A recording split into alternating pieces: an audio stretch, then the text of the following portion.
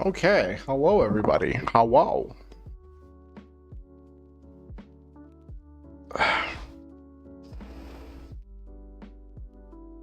Ah, got something a little different planned tonight. Hey Kalora, good to see you. How are you doing? Taking a little break from the getter stuff.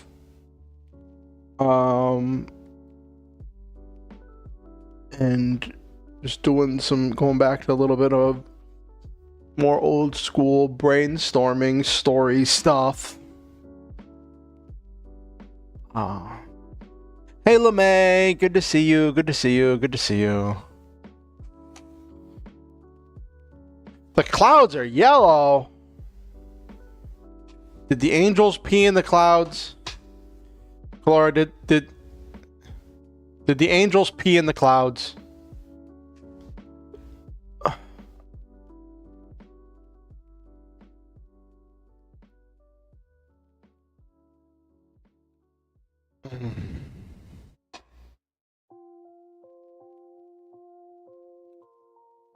Like when you hear about like yellow snow being like snow someone peed in, right? But then if the clouds themselves are yellow, my first question, did the angels pee in the clouds? Is the cloud just a fluffy urinal?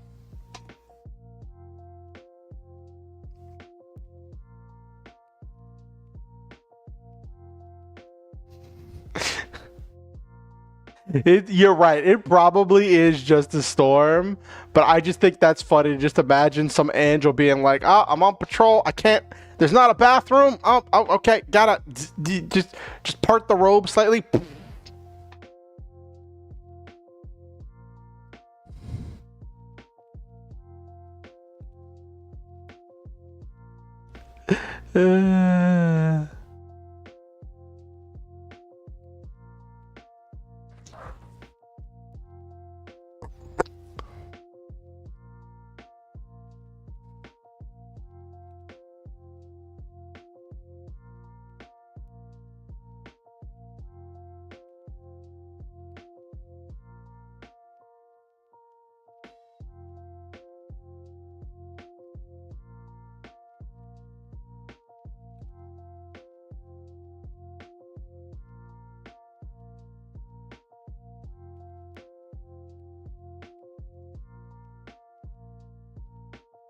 Okay, let me let people know that I'm live.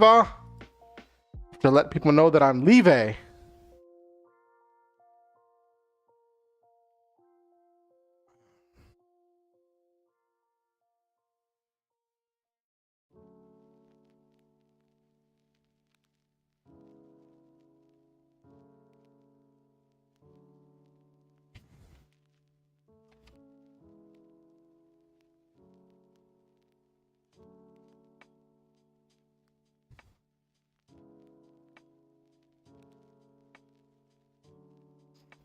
Okay.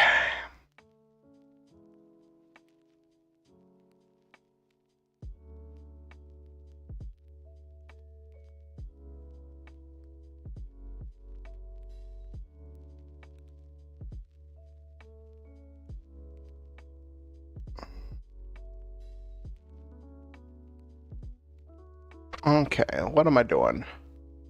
I'm letting people know that I'm live.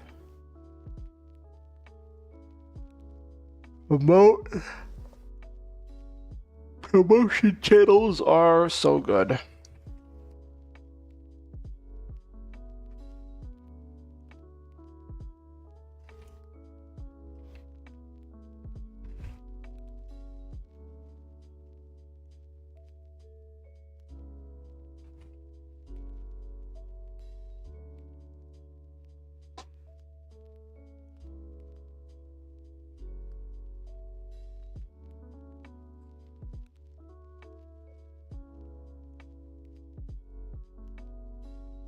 Okay.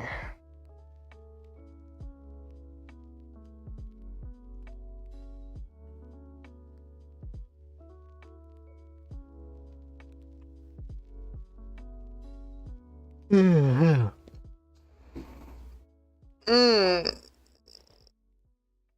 Uh,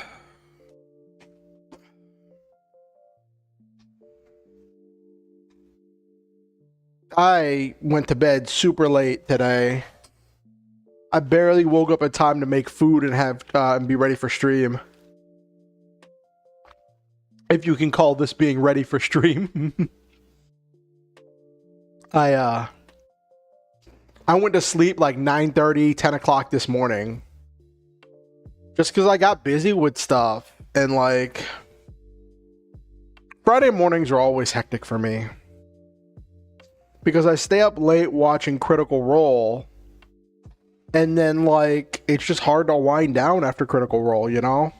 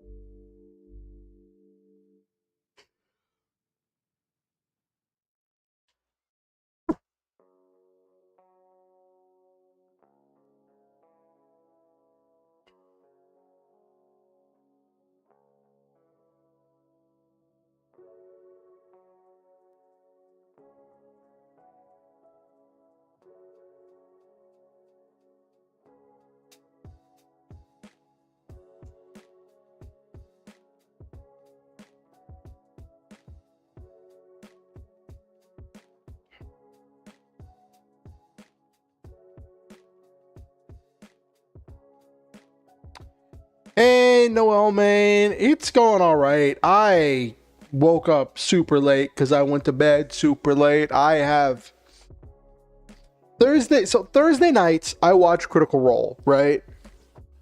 And last night's Critical Role episode was really super freaking intense. Was really super freaking intense. And I just couldn't wind down, so I started working on some stuff for the Getter campaign and making NPCs and organizing story ideas and all that other prep work for it. And before I knew it, it was like 9:30 in the morning, and I'm like, oh, well, I should probably sleep. And then like I just woke up. Like less than 2 hours ago I woke up. So I am I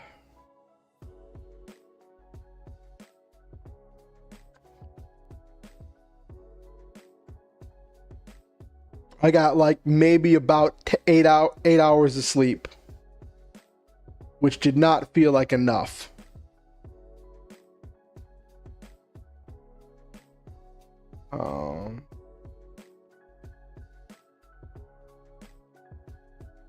Also, if you're watching the stream and you haven't liked the stream yet, please be sure to like the stream. It helps the algorithm with getting it out to more people and getting my stuff in front of more people, and it really helps me out if you like the stream.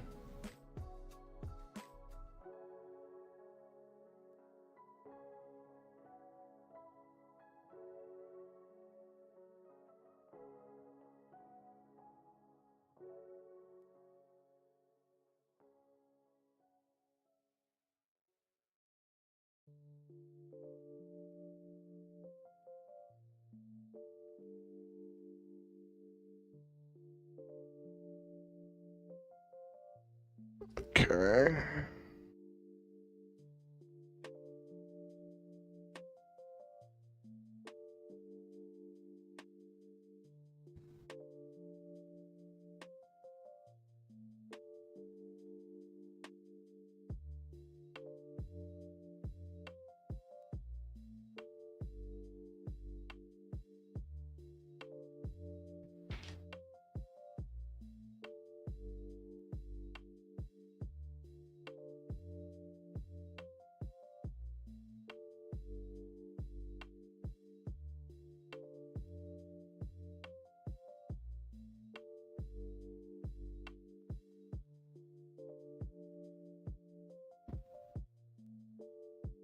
Okay.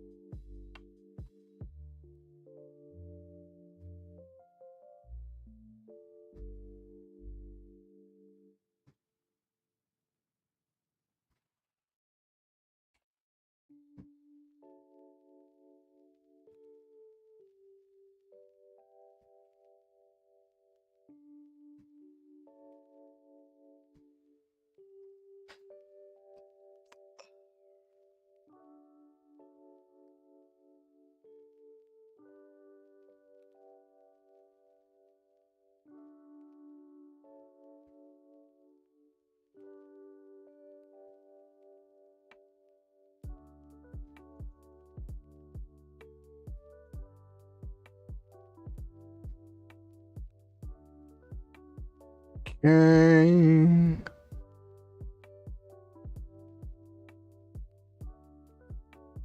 Yeah, thanks, Noel Main. Sleep is always weird. Not exactly upsetting, but oh, I'm sorry you're so tired, Noel Main. Hey, Kimberly, good to see you. Good to see all of you. It's great to see everybody.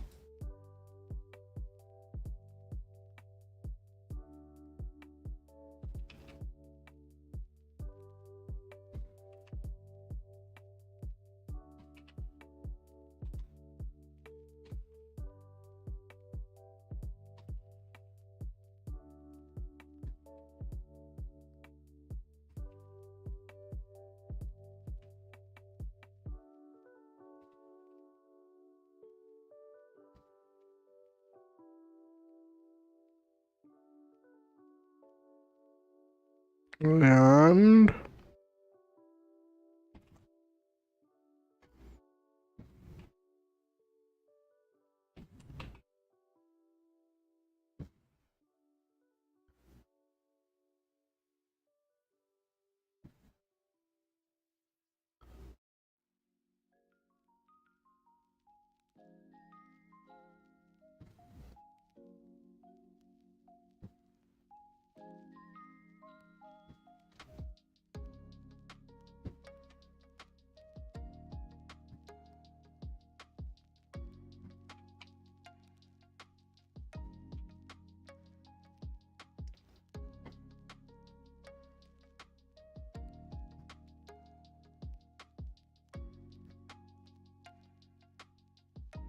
okay, there's one last thing I need to do. Before we get started, something that I should have done before.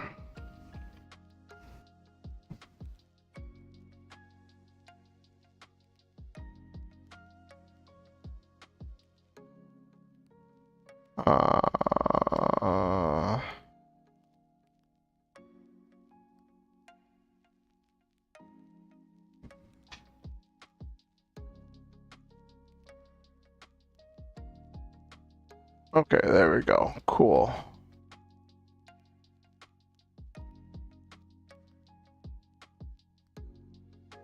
If you're watching the stream and you haven't liked the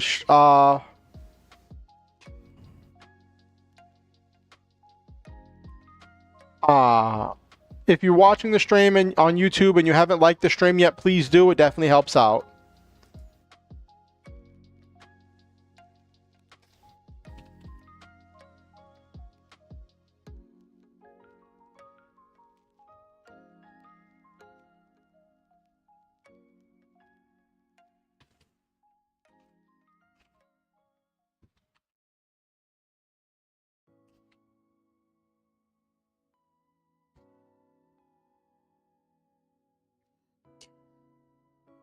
All right, update the description with the link to the song that inspired tonight's story.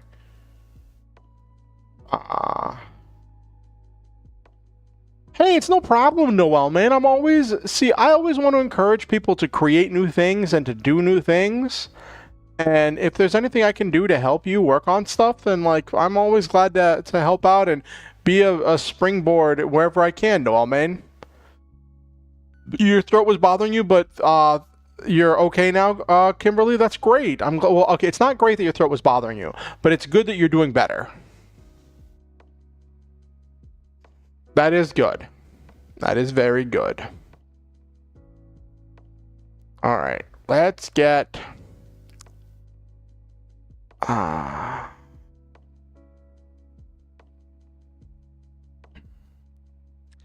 I will say I have been cooking on this story for like a couple weeks, and I have a lot of stuff written about it so far.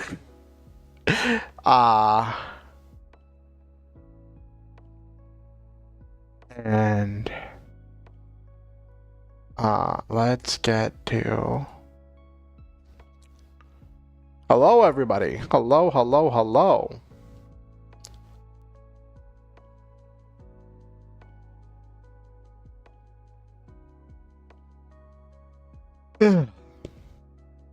All right. Welcome in, everybody. Welcome in. My week was interesting. So last night I watched Critical Role, and there was a lot of stuff that happened in last night's episode. There was a lot of lore, a lot of strategizing, and I heard from the cooldown. They started doing a thing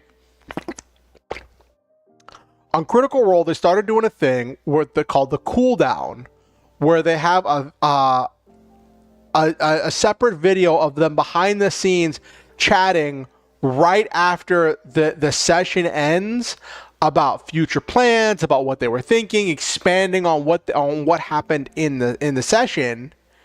But it's only available to Beacon members, and I cannot afford a Beacon membership. I can't afford to get any memberships right now, right? And it's a thing where it's like, I could sign up for like the free Beacon membership, but I only have that for like a month, and then I need to like remember to unsubscribe, and like I don't want to deal with having subscriptions.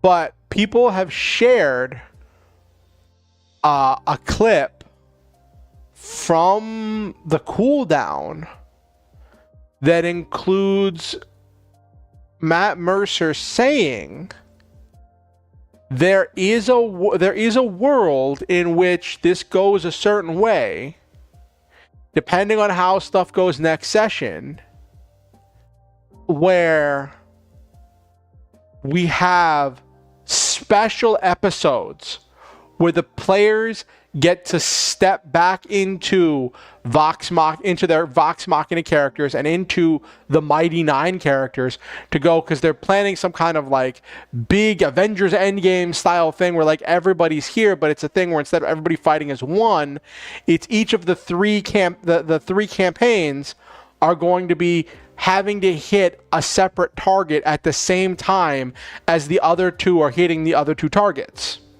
right? For this big end of the world thing, right? So Matt was talking about possibly having like special episodes where they're playing as their Mighty Nine or as their Vox Machina characters, working together to take down these targets. All depending on how stuff pans out in the next episode and in the next session and what that all looks like. And people are like, that's gonna be crazy, because people love Vox Machina. People love the Mighty Nine. Like, I know the Mighty Nine is where a lot of people got on the Critical Role freight train, right? At least that's where a lot of people started, because a lot of people picked up partway through campaign 1. And the Mighty Nine was like the first campaign that a lot of people saw from the beginning.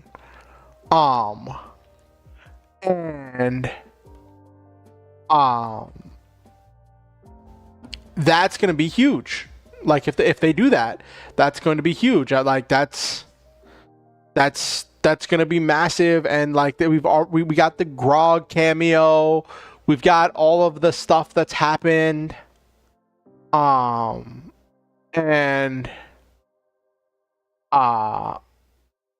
Liam O'Brien's character got a new weapon that's a new vestige, a relic of the Red Dawn or something.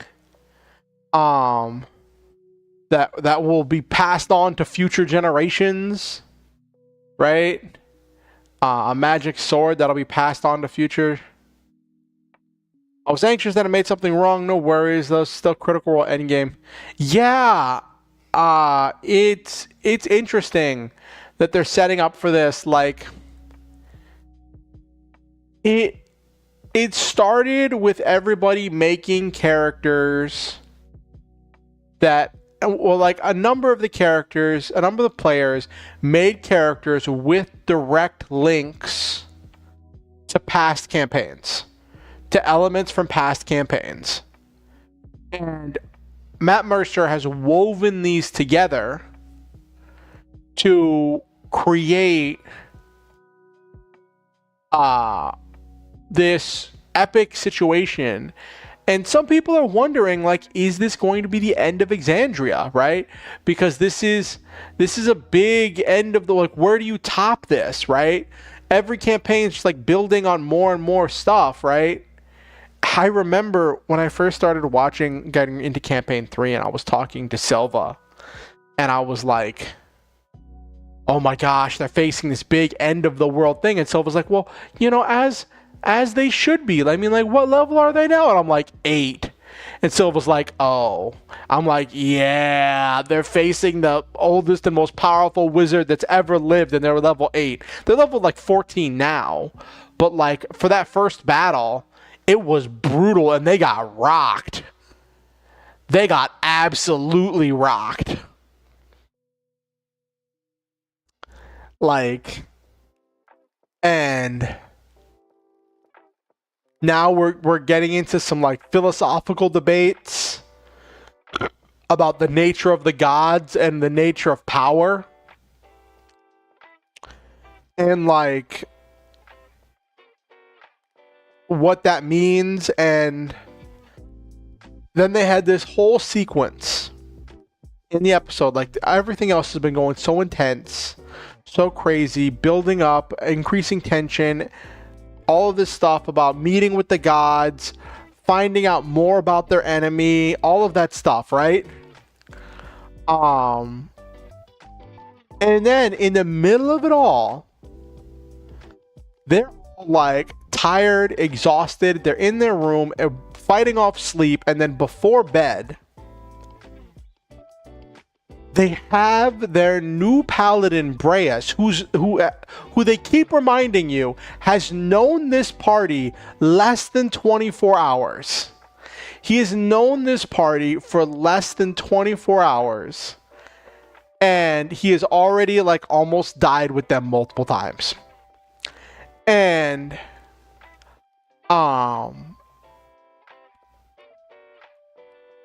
he's going through all of this stuff with them, and they're discussing how they're going to get people to talk and tell the truth or whatever in the meeting. And he's like, oh, I have a spell that can do that. He's describing Zone of Truth. And everybody's just like, oh, what do we do? And then Ashton, Talison's character, is like, yo, we used to use Zone of Truth during drinking nights because it was used for a drinking game, right? To make everybody have some team building stuff, right? And I'm like, didn't we already do a bunch of team building? But you did that team building with FCG, who's gone, right? And they somehow combined Zone of Truth into combining Spin the Bottle. Hey, Nabiru. And at first, the rule was if you get asked a question, you either answer it truthfully or you spin the bottle. But then people just started answering the question and spinning the bottle, or random other people started asking questions, and the entire thing just devolved into characters making out with each other and asking intense emotional questions of each other. And it was just like this entire roller coaster of emotion.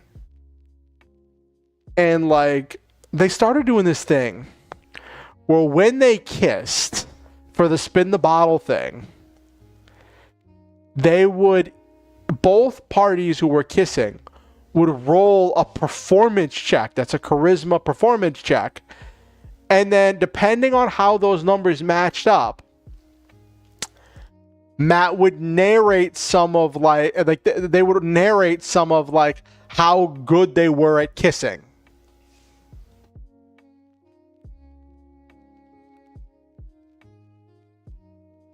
It was so silly, Nabiru.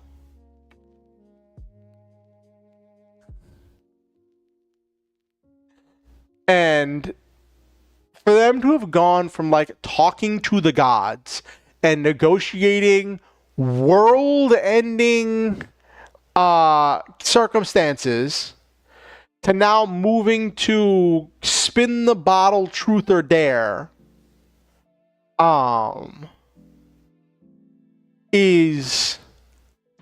just so much tonal whiplash, and I was so stressed.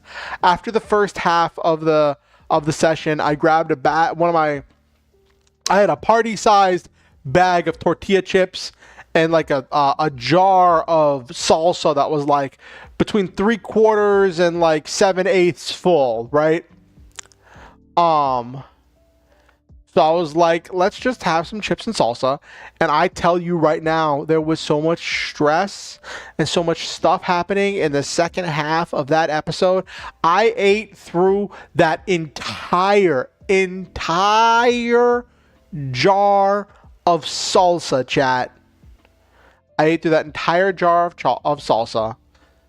And I ate through like most of that party-sized bag of chips. It was so unhealthy, chat. It was so ridiculously unhealthy.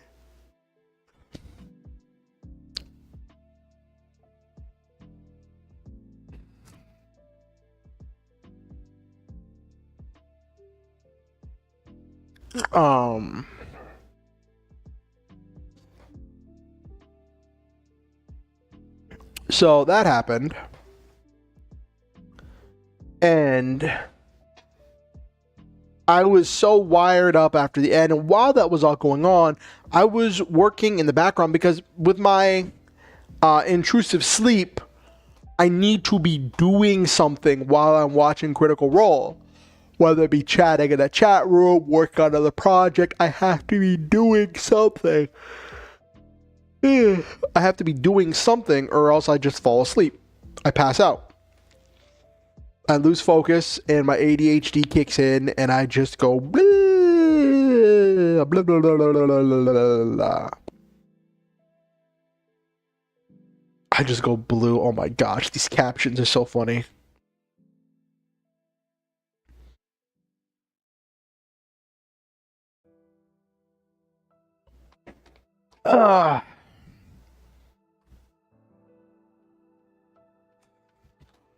Also, I saw a mouse today, and I was like, why? I haven't seen a mouse in months. It has been months since I saw a mouse. I make a point to clean up when I can.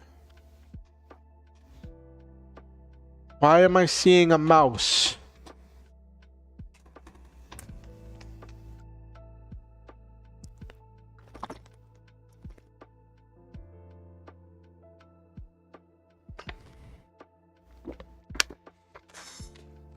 Okay, so it's 9 p.m.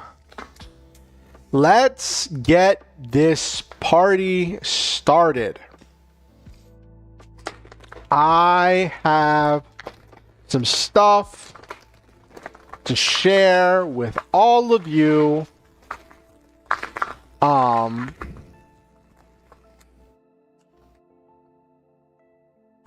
you want to watch Critical Role Season 2? Well, they're on Season 3 right now, so, I know a lot of people really liked Season 2.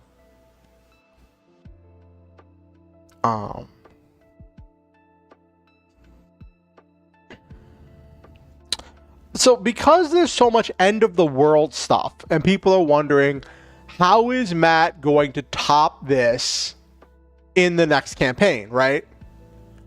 Like, we're dealing with the nature of the gods. We're dealing with the nature of existence. These big, heavy-hitting philosophical concepts, right? This is like beyond saving the world, right? Excuse me. And it's a thing that's dragging in the characters from all 3 campaigns, right? From all 3 seasons. And people are wondering, are they going go full Isekai OP Pro Tag and just beat them? Yeah. Something like that. And people are wondering, is this going to be the end of this world of Exandria that we've been in for these last few years? Because Critical Role is developing a new TTRPG, Daggerheart, that has its own setup and setting that's much more like whimsical and fantastical, with lots more different types of animal people and stuff. And that's a lot more narrative based. And people are wondering if Critical Role Season 4 is going to be using Daggerheart instead of D&D, and if it's going to be a new world with new characters, new gods, new setting, and what that's going to look like. So I guess we'll see what happens. I'm on this freight train now.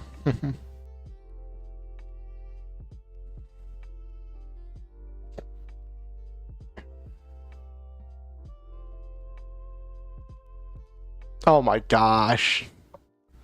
All right, on that note,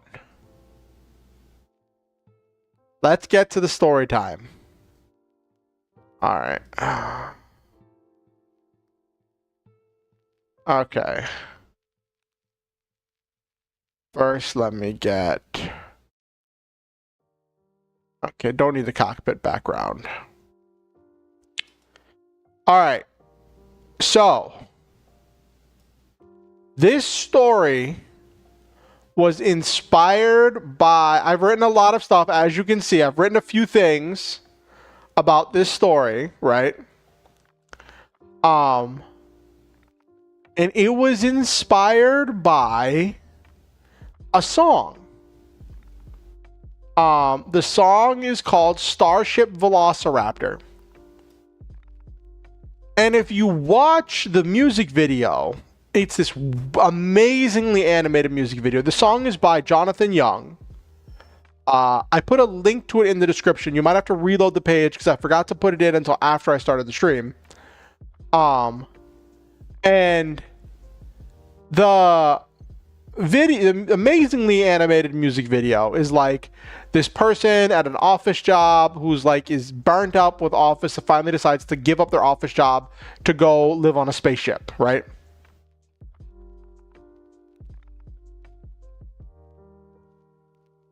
Yeah, Jonathan Young makes some great stuff.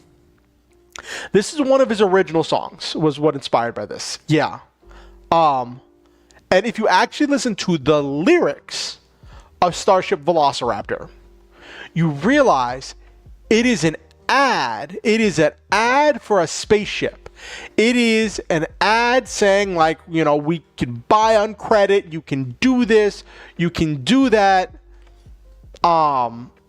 You can do all this stuff, and it comes with all these features, and it comes with all this stuff, and you can get all of these things that come with the spaceship.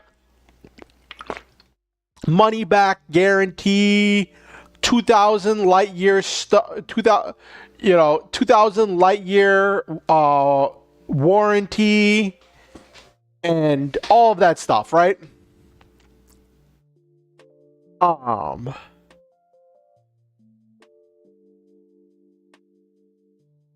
Hyperspeed is a good one. Hyperspeed's a really good one. I think that's from the same album.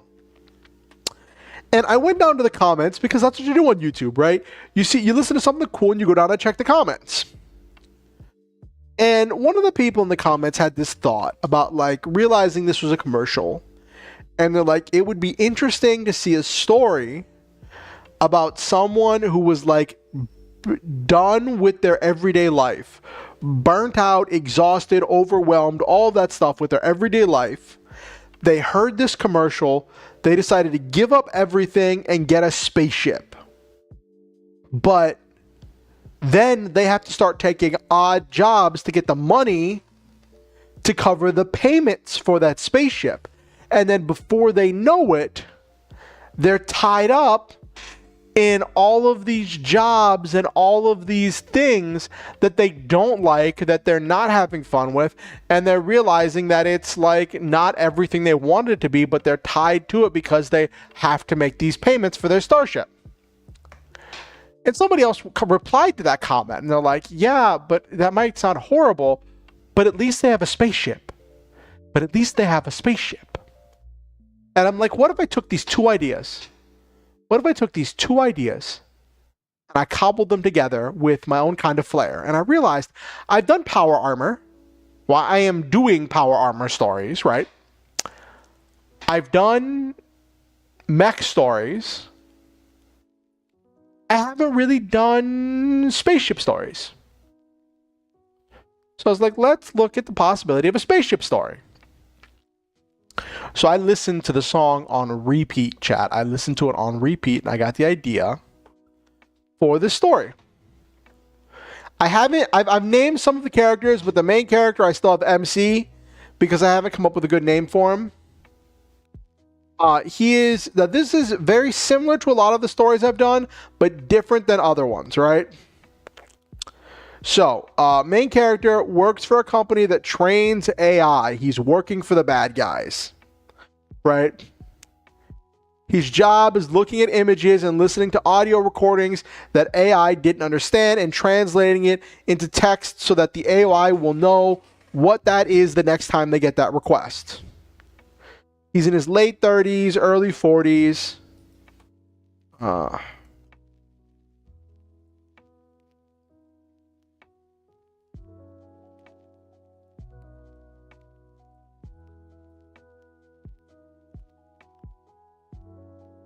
For anime, it's usually more, yeah.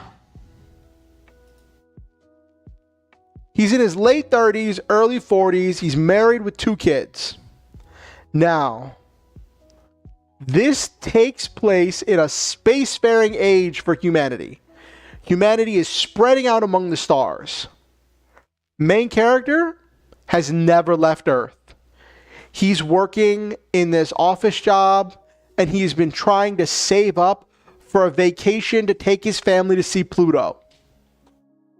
His boss promised him, if he did well, that he would be a shoo-in for management spot that just opened up. The management spot comes with increased pay and extra vacation time, so he could actually take that vacation with his family. He has been working crazy overtime for years to try to earn a position like this. He skipped time with his family, and he is always so exhausted that when he is home from work, he isn't able to interact with any of them. He has a teenage son and daughter. His wife has been trying to get relationship counseling, but he keeps refusing, saying that everything will be better once I get this promotion. This is like very much big like midlife crisis kind of stuff, right?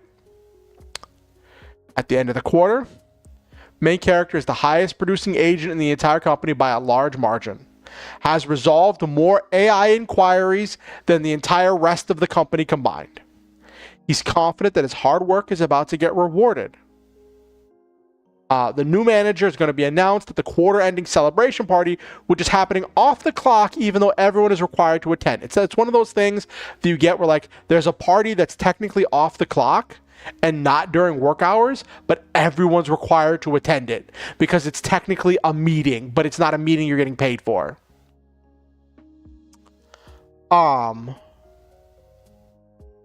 And he goes to the party, and he sees his coworker gets the promotion, even though that coworker has been at the company for half as long as he has. After the announcement, he confronts his boss. His boss says his work made the company millions of credits. And the leadership team, oh my gosh, nostalgia Nabiru? I know it's generic. I know it's generic, Nabiru.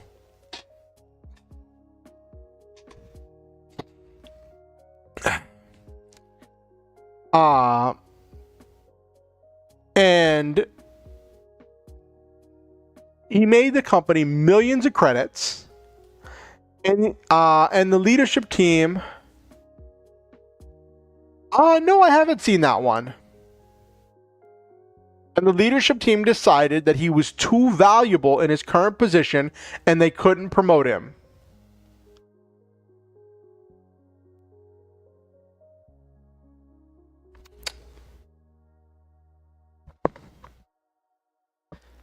Oh, yes, exactly, Noel Main. That's from Hyperspeed, isn't it? The AIs he's trained have replaced entire writing teams and HR departments at major corporations and saved those businesses over 1 billion credits combined.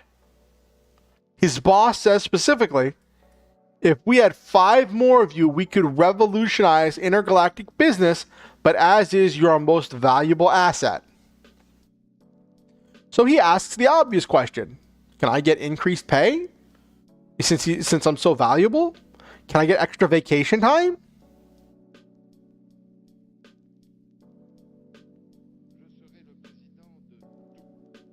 And his boss laughs like he's joking and tells him they're going to be giving him even more hours so he doesn't have to worry about pay.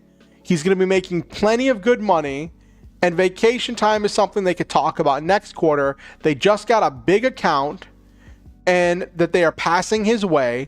And before he can respond, his boss tells him he should be grateful to have this job. Oh, why is it doing the weird?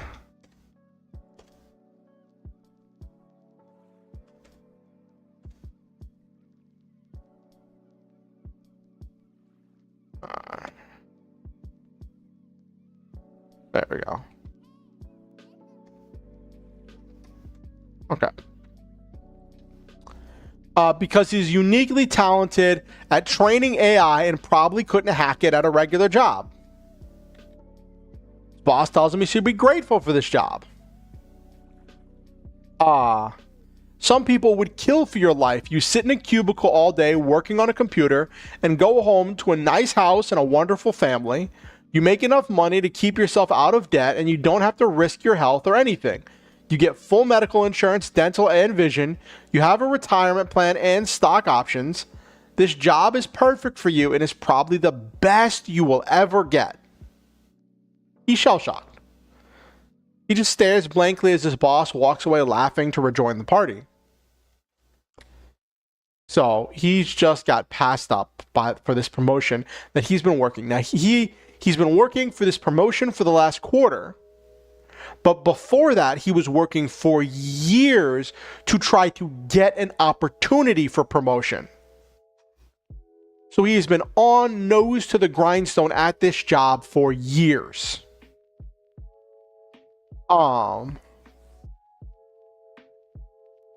And so he gets home. And he goes home after the party. Everyone's already in bed. His wife wakes up and is like, hey, honey, how was the party? He tells her he didn't get the promotion, and she tries to comfort him.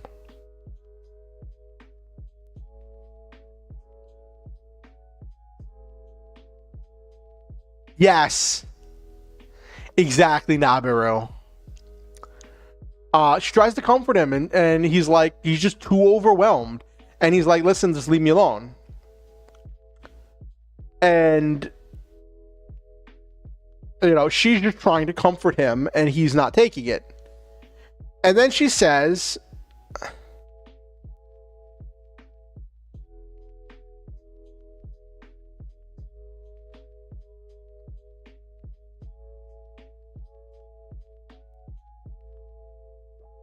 that would be interesting. That's not exactly the direction I go, Noel, man. You don't want to go to school? I'm sorry, Galora. So his wife tells him maybe he should consider quitting. Maybe he should consider quitting this job if they're not going to value him. And he starts to panic. So much of his identity is wrapped up in this job that he can't imagine living without it. When he asks, he's like, what will we do for money? And she reminds him, she works remotely as an accountant, and they would need to sell the house and move somewhere smaller. They wouldn't have as many nice things, but she could support them, and he could finally take time to spend with his kids. This job is making him miserable and has been for years. And he starts to panic. He says he couldn't leave his job. And before he even knows it, he's repeating what his boss said about this being the best job he could ever get. And she finally just breaks, and she's like, listen, I can't do this anymore. She's watched him working himself to death for years and miss out on their kids' lives. Even before this push for promotion,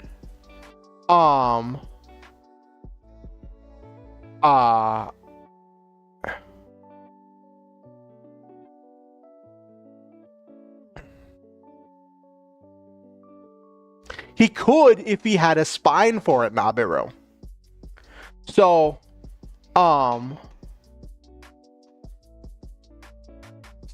she says she can't do it. She's watched him work himself to death this job for years and miss out on their kids' lives. Even before the push for promotion, he's been just going deeper and deeper into the pocket of this job.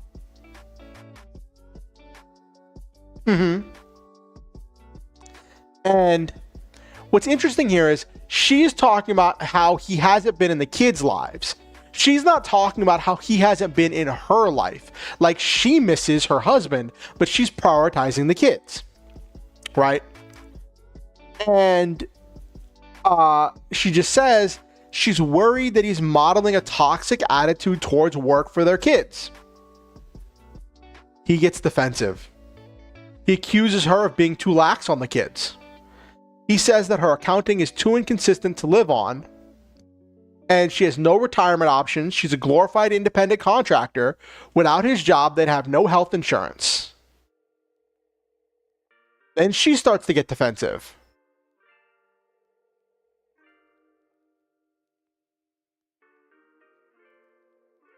That is also true, Nabiru. Then she starts to get defensive, and they start arguing.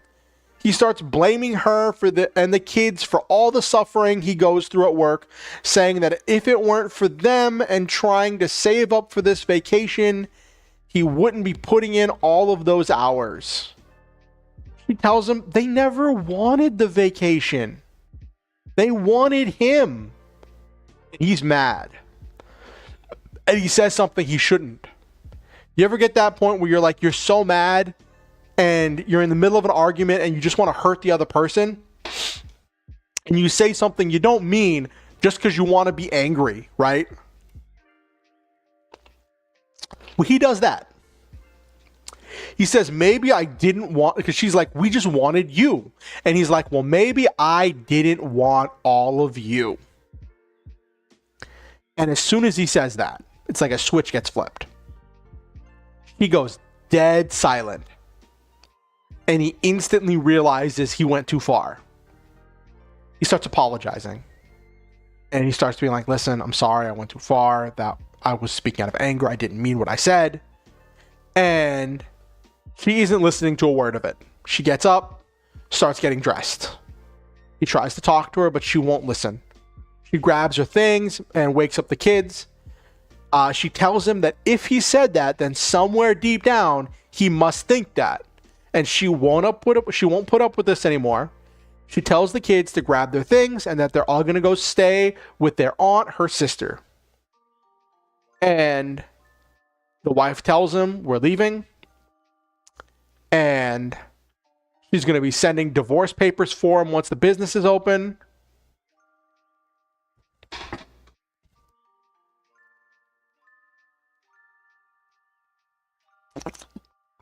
Oh my gosh, I remember that line.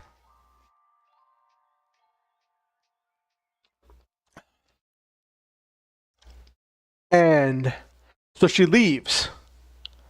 And she says once businesses open up in the morning, she's going to send over divorce papers and that she'll be back in order to get the rest of their things.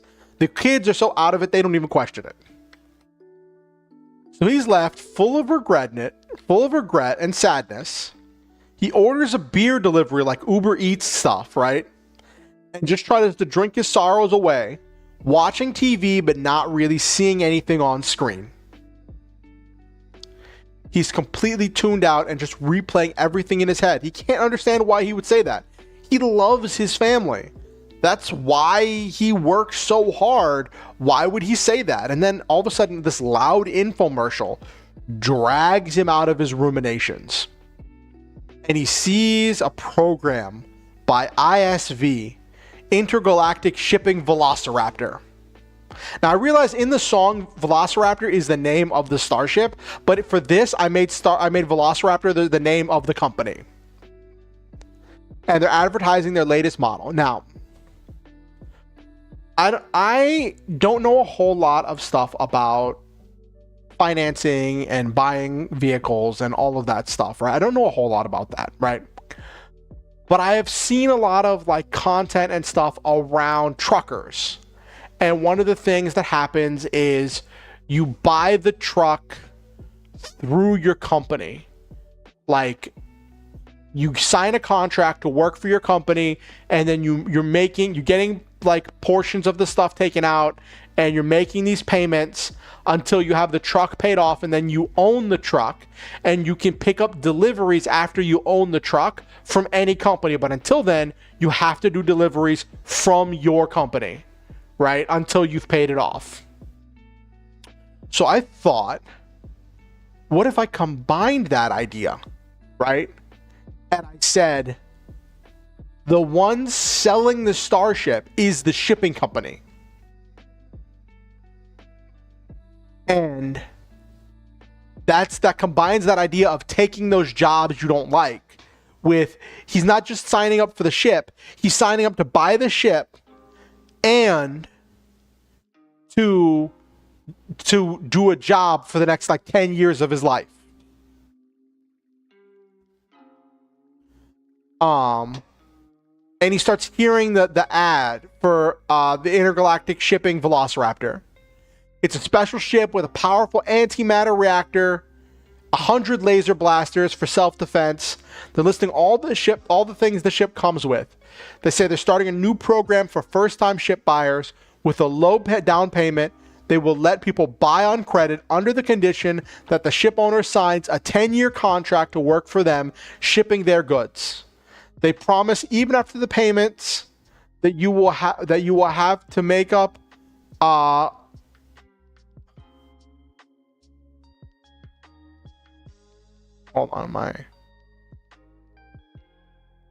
They promise that even after the payments that you will have to make for the ship, the job will pay more than pay for itself. There it is. With floors of wood instead of tile. Exactly, Noel Main. The ship will more than pay for itself. It's practically free. That's another line from the song. You'll be living a life of adventure, seeing the stars, getting out of your boring and monotonous grind. Humanity was expanding into the stars, and they were desperately in need of ship captains. This ship has so many automated systems that you can have a crew as big or as small as you want. It has 12 bathrooms on each floor, so you can have an entire community or have all that space to yourself.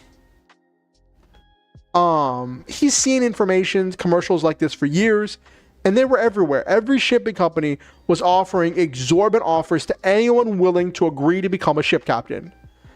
They could produce the ships easily, but they needed captains and crews to operate them. Controlling them remotely wasn't practical for that many ships, and issues would pop up that the captains and crew needed to fix mid-trip. But this time, the commercial spoke to him. He knew there were health concerns of traveling on a ship run by antimatter reactor, and FTL could be stressful on the body, but they kept promising that all these issues had been fixed in this latest model. Somewhere he knows it's a scam, that he would be signing his life away to a company for another 10 years. But he asked himself, would that be different than his current life? At least he'd have a spaceship and he'd be able to see the stars. He lived in an age of space exploration, but he never left Earth. Then they do the final punch. Now, this wasn't something from the song. This was something that I made up. They said that, imagine the work of the Roombas. Exactly, Noel, man. You'd have a community of Roombas. So they said for this program, they're doing an extra special offer.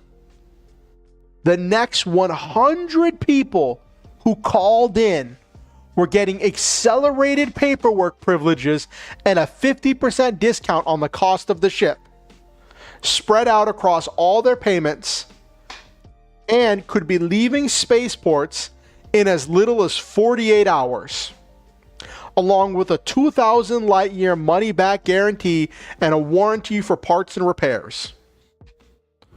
You know, infomercials hit that. Well, the next 100 callers will get this special deal, right? He gets hit with it. He gets hit with it hard. That FOMO, that fear of missing out. And he grabs the phone. He grabs the phone. And he makes the purchase. He spends all the money he saved up for the vacation and prepays for the next 2 years of payments. It takes him an hour to get the agent from his bank on the line. But he cashes out all of his stock options at a retirement fund and uses it to buy supplies for the trip. The next morning, when his wife arrives with the divorce papers and the police so they can get their stuff, he signs the paperwork and also offers to sign her the entire house. Hello, Teefs. Hello, Teefs. I'm telling my latest story idea based on the song Starship Velociraptor by Jonathan Young. So this is a spaceship song. Spaceship, sorry. But good to see you, Teefs. So his wife, his now ex-wife, comes with the divorce papers and he signs those. And he says, I'll sign over the house.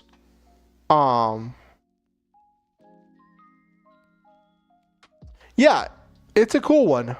Basically, guy has midlife crisis, buys spaceship, goes on adventure.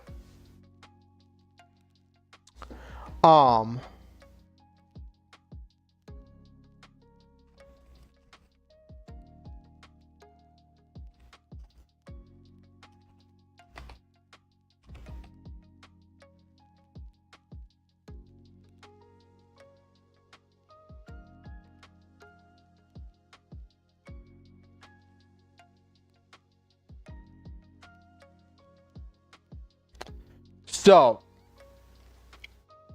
he signs the paperwork and offers to sign over the house if she will let him keep his personal finances, as in keep the spaceship he just purchased, right? She says she can't afford the taxes on a house this big, so he says that she can sell it for all he cares. His now ex-wife is very concerned that he might have snapped, and he tells her that he's going on an adventure and starts packing. She says that she's going to sell the house and move with the kids to live on Mercury with her mother.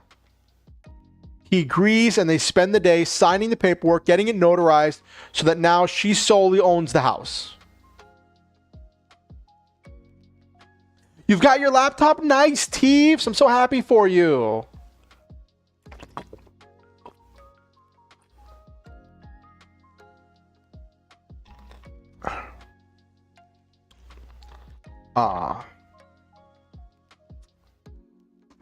So, main character leaves to go on an adventure to find himself. He stays at a hotel near the spaceport after moving out and moving most of his stuff into storage. And sure enough, in 2 days, he's moving all of his things into the spaceship and leaving spaceport on his first delivery job.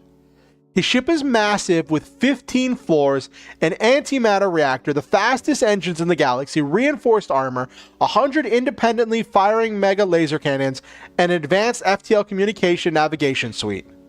His ship is called the Inui, which is that was a name that I thought was very fitting because it means like being restless and being this like being listless and this desire to like do more, I guess. Let me look up the full definition of Inui.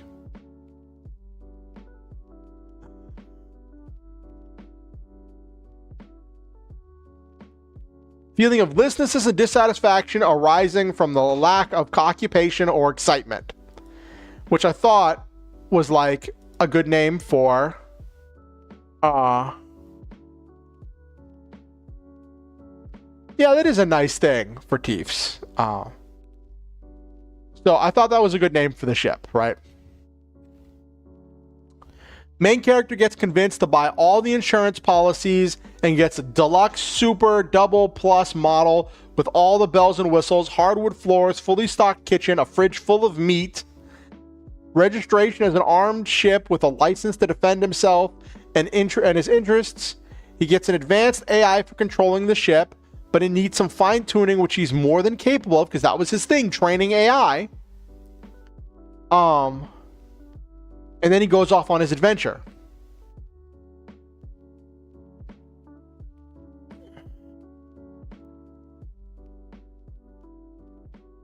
There are a variety of cool writing engines, but like Word documents can work just as well, Teefs. What's important is that it's a tool that you know how to use. And that serves your needs. So his first delivery, he's going to Jupiter. On his first delivery to Jupiter, he gets a distress signal and stops to see what's going on. He sees a wrecked ship. He scans the ship, and his scans tell him that there's a person on board and that its FTL drive is destroyed. So the ship is stranded with a wrecked FTL drive. And this ship is tiny compared to his massive ship. Right? This ship is so small it could fit in any of his shuttle bays. Right? So he pulls up to see what's going on, and suddenly 50 small raider ships drop out of cloak. They used visual cloaking and radar spoofing to make themselves look like asteroids. And they threaten him to make him surrender his cargo. He quickly assesses the situation and realizes he has 100 independently firing laser cannons, and there are 50 enemies. He puts his analytical mind to work and makes firing solutions for all his cannons and barrages all of the ships, obliterating their engines, creating an opening for him to fly past. He fires a grappling hook tow line to drag the wrecked ship with him as he gets away. His ship is so big that the wrecked ship fits in his shuttle bay. When he drags the ship onto his shuttle bay, a woman comes out and confronts him. She calls him an idiot and tells him that she was obviously in on it and that those pirates were her friends that he just killed. He promises that he just hit the engines and that they were just slowed down, not killed. This was another part I wanted to do here. Oop.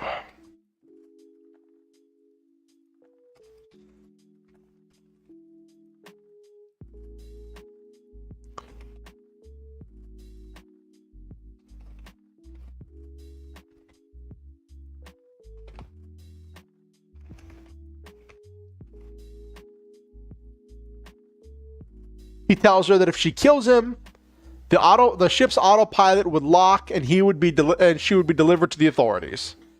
She decides not to kill him and tells him to take her back. He says he's on a tight schedule, can't waste time going back, but he promises to drop her off at the next system he gets to when he makes his delivery. She calls him an idiot again because her ship has a destroyed FTL drive to make the ruse work, and she's wanted as a pirate. So he will essentially be delivering her to the police. She has no way of getting away. He says she's welcome to hang out on the ship. He's got plenty of food and supplies, but he has work to do with managing the ship. When they get to the delivery point, she starts to panic because she hears that the police are going to come to inspect the ship. She tells him she's poor, has a bad record, she can't get any actual work, and stealing is her only way to survive. If she gets arrested, it's the end for her, and she begs him to do something so that they don't inspect the ship. He tells her the police have no reason to inspect his spare shuttle bay because it's so far from where the cargo was stored. She can hide her ship there and they won't find her. She hides and doesn't get found. And after his delivery to Jupiter, he gets a long haul load to the next solar system over. But with his engines, it should take him about a week to get there. The pirate woman, who still hasn't given him her name, decides she'll hang out till he gets her somewhere she knows. And he's like, that's fine. They depart.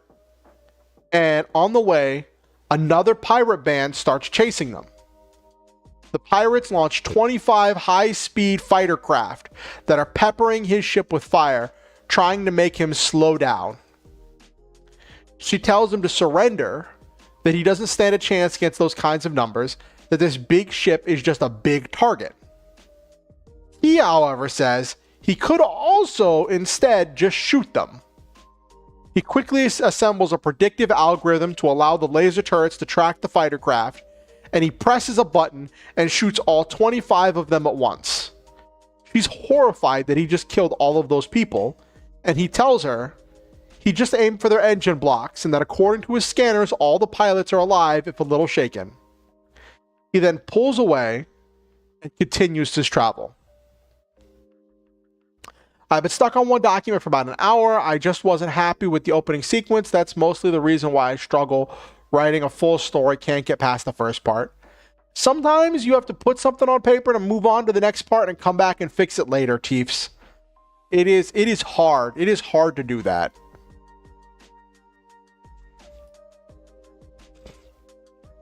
So after this, the pirate finally tells him her name. Her name is Yis. Y-I-S. And she's been a pirate most of her life, and she's never seen anyone shoot like him. He explains that before all this, he worked at optimizing AI, and he spent some time on the trip optimizing the AI they gave him for the ship. And also, he's a master of data entry. Finding targeting solutions for 100 turrets is just high-stakes data entry to him. Yeah, starting points are difficult. Yis is very concerned for a while, and when they arrive at the next destination, Yis asks the main character to get delivery to Ungo. That's just a fictional name I came up with. A nearby system. She says she has friends and family there, and he tries to find a delivery that goes there. He finds a delivery going there, but he's warned there's a lot of political upheaval there, and he says he thinks he'll be fine.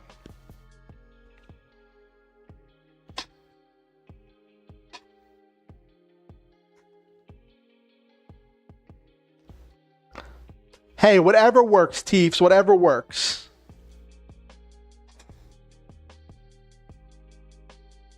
Yeah, cliches are popular for a reason.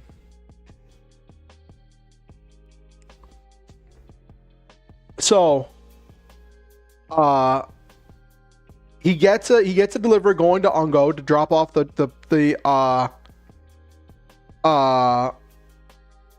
drop off this delivery there. On the way, Yis finally comes clean. She tells the main character that the people of Ungo are being oppressed by their leadership. The police force uses their fleet to rain down orbital bombardments on any protests and suspected rebel locations. And main character asks Yis what she wants him to do about that. And she says, with the power of this ship and his skill at using it, he could wipe out their fleet instantly. He can use his FTL communication systems to coordinate with ground forces, and he can take out the fleet and the ground forces can storm the capital, overthrowing the leadership. He asks him what he will really lose if he doesn't make the delivery. He remarks that he's paid up for at least the next 2 years of payments, so not much. But there is a big difference between raiders and pirates and a standing fleet. He tells him it isn't that different, and that this is his chance to do something bigger. Now, again, because he doesn't really have a spine, right? He's easily manipulated. So he agrees, he caves. He says, all right, you coordinate with the ground crews, tell them to start their attack right before I get there. And when I get there and see the fleet doing an orbital bombardment on the surface, I'll step in like a concerned citizen and take out this fleet that I see attacking the planet.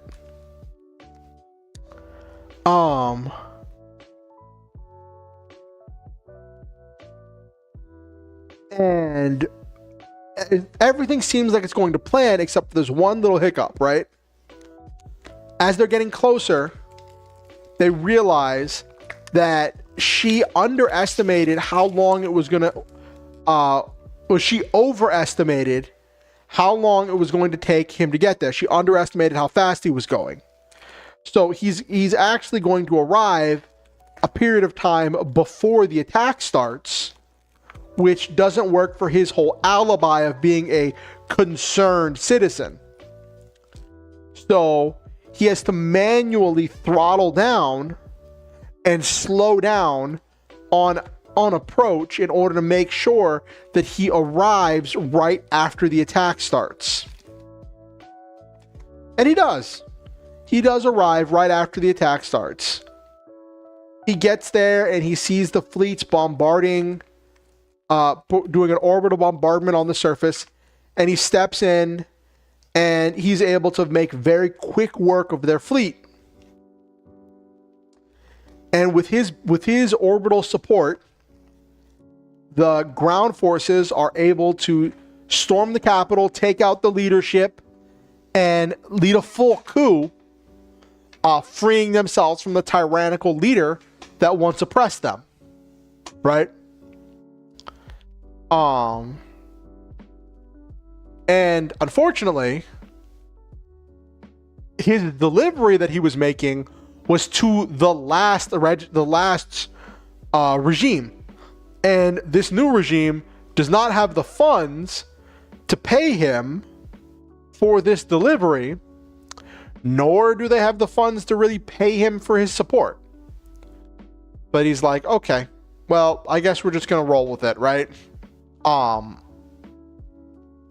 And he gets contacted by ISV, Intergalactic Shipping Velociraptor, and they tell him they normally aren't in the business of getting involved in politics, but he was good advertisement for the strength of their ships. He won. They remind him that his ship rolled off the factory line about 2 months ago and is based on designs released a year ago, which is based on science that was discovered 5 years ago. The ships of the fleet he hit were over 60 years old and still used fusion reactors and limited FTL engines. They warn him that if he fights a more recently developed ship, that he won't have the same advantages. They don't want him thinking he's invincible. And they also tell him, since he bought the full insurance package, he signed up for privateer insurance. The insurance covers him, his cargo, and his crew for any damages acquired while engaging in spaceship combat. It also allows ISV to cover themselves from any legal repercussions from his actions. They understand that things happen in space, and they encourage their ship captains to help out where they can. Any exploits and any victories they achieve help the ISV sell more ships and get more contracts. All they ask is that he inform them as early as possible of any combat he's in, preferably... hold on.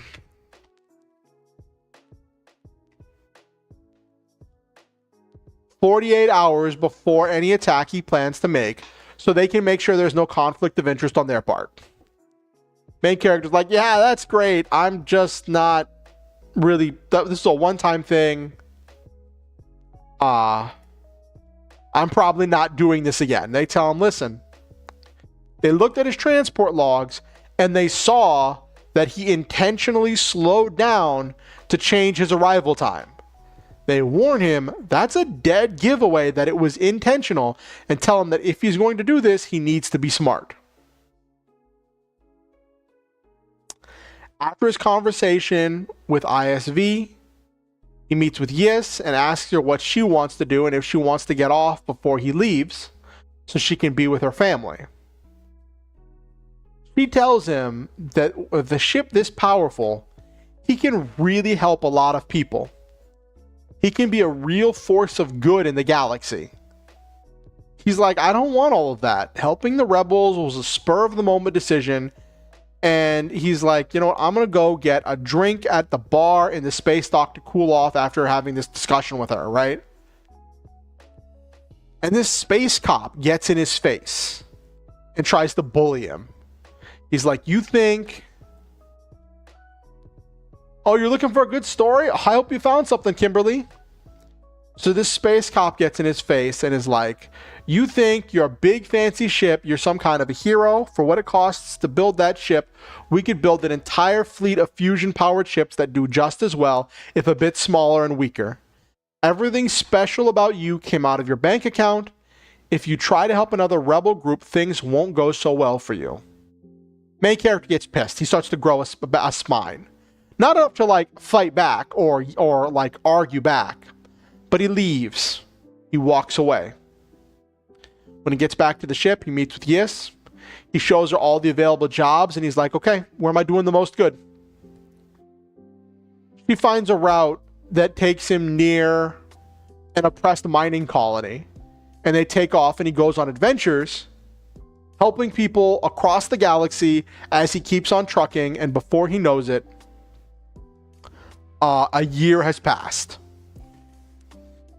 Disney Ghost Story, maybe Haunted Mansion. Ooh, that could be cool. That could be cool, Kimberly. So on his way to that mining colony, he reaches out to his family on Mercury. He sets up a time to do a video call, and when he talks to his ex-wife and kids,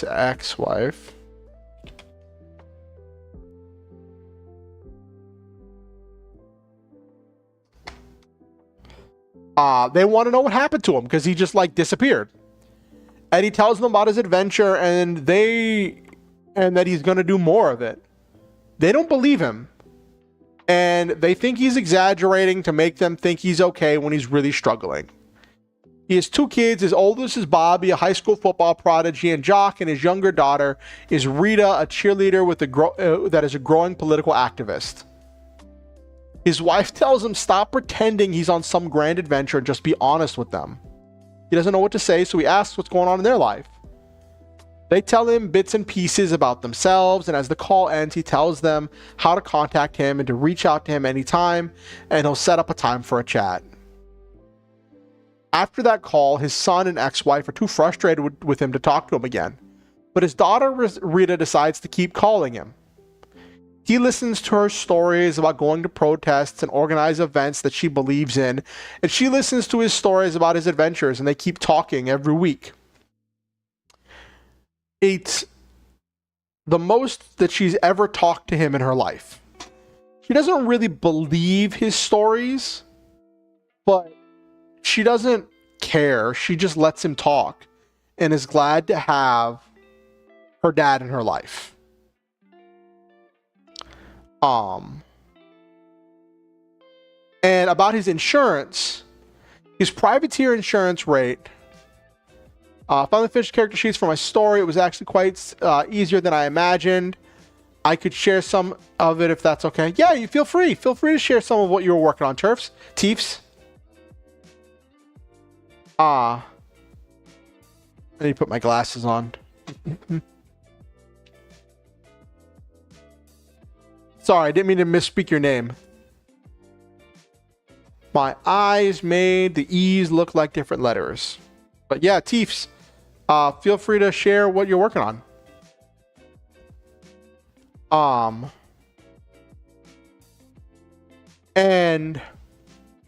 But his privateer insurance goes up till finally it starts to go back down when they realize how good he is at naval combat. For him, it's just high stakes data entry. The insurance covers his cargo, his ship, and personnel. They cover the damage the ship causes, but the insurance company works to prove that their client was in the right and doing a civic duty by fighting. They initiate a class action lawsuit against the opposing side for whatever crimes they can pin on them, inviting the people being rescued to join in on the suit.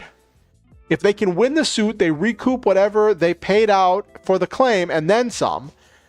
The insurance doesn't protect pirates and people who attack without provocation or reason because they lose money.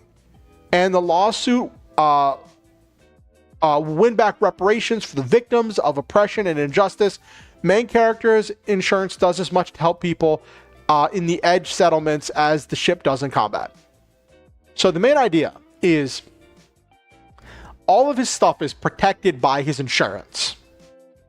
And it's a thing where his insurance pays out for any damages he sustains, but he doesn't sustain much damage.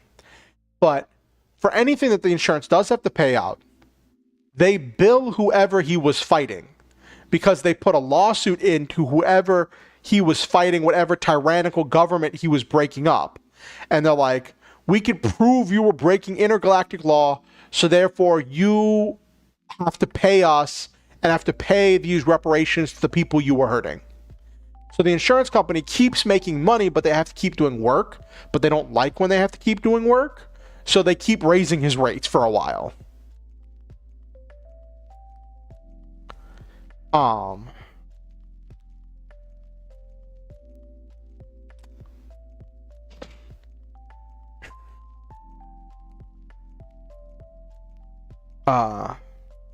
There was one part I wanted to add that I'd been thinking about that comes in right before this part.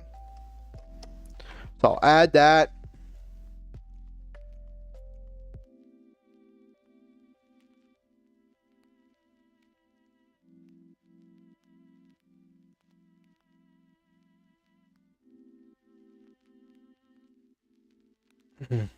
So I want there to be a thing where, like, Rita, his daughter, that's the only one who actually talks to him, gets like really concerned, but then she also, like, she believes he's doing something on some kind of a starship somewhere, right?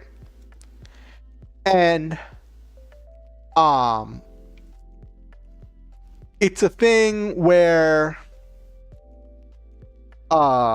she says to him, hey, I don't quite believe you, but I believe that you're working for this company. And here is this people that are being oppressed, and a spaceship, a friendly spaceship or fleet could be helpful for freeing them, right? And so, can you talk to someone at your job to go deal with this situation, right? And he'll say something like, listen, I want you to believe me, but I can't give you a whole lot of proof because for insurance purposes, I have to remain anonymous in the media. And media coverage of these events that I'm involved in. So how about this? I tell you a time and a date when I'm going to arrive. And then when you see in the news that a ship appeared at that time and that date to help out, then you'll know that it was me and you'll finally start believing me. And then he goes and he helps. And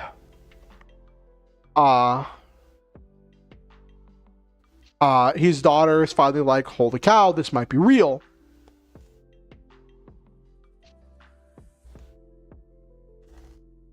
Ooh, 4 main characters, 4 books. That's a lot of writing, Teefs.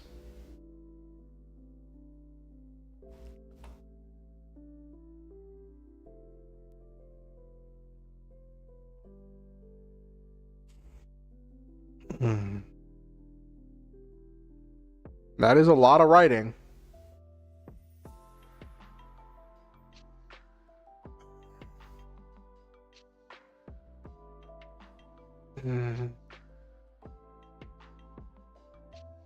Give me 1 second.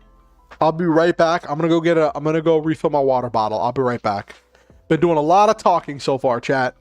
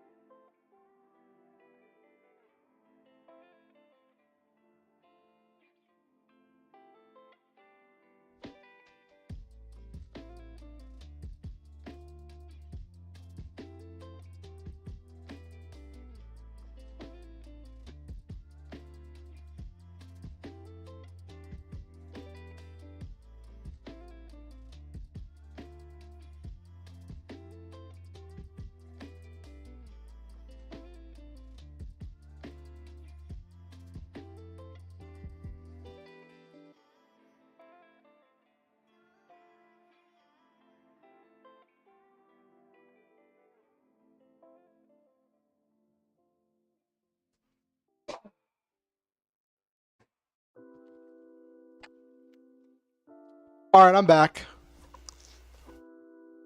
Oh, good to see you back, Noah, man. First main character is named Huin, he's a half-elf, but more human in appearance. He's socially detached and has a loose sense of belonging. That's an interesting character, Teefs. Okay. So, basically, it becomes a thing where,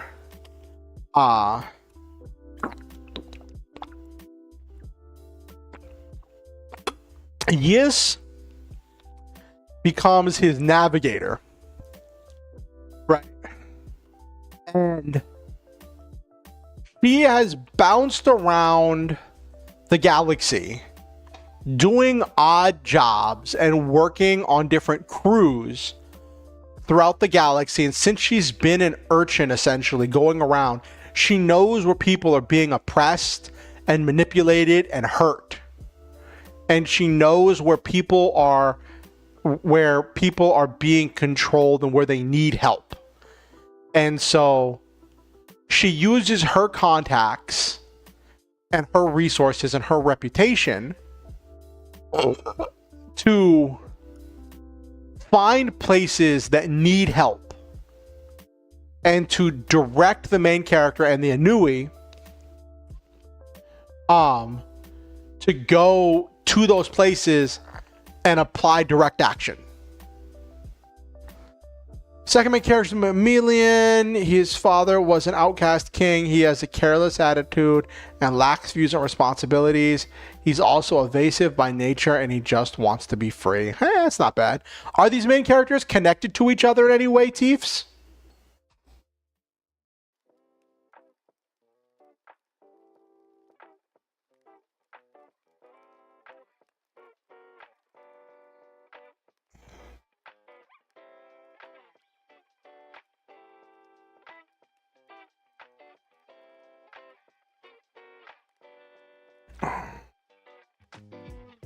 Okay.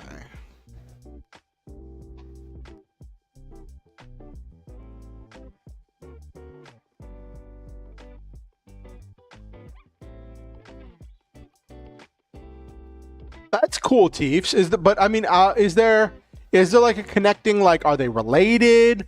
Are they on the same adventuring party? Are they like, are they different generations or of the same position in a kingdom?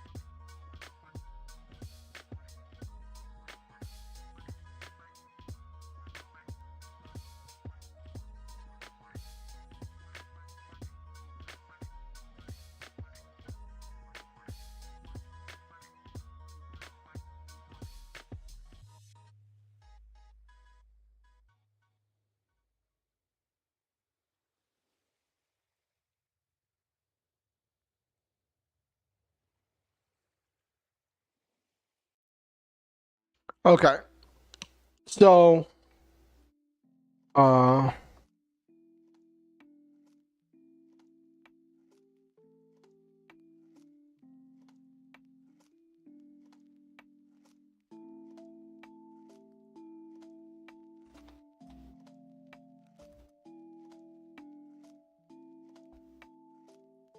so there's a whole thing that happens that I've been thinking about for a while where basically I introduced Rita, his daughter, his younger child, as this like growing social activist, going to protests, organizing events, and doing this stuff, being a social justice warrior, right? But so she'll talk to her dad and she'll listen to his stories, and she doesn't quite believe him. They all start off as outcasts in a town called Murfield, where they're seen as an omen for being strange and alien. That's the origin of their bond, their childhood friends. Ooh, nice. Do they appear in each other's novels, or are they off on their own? Or each other's stories? Or are they off on their own?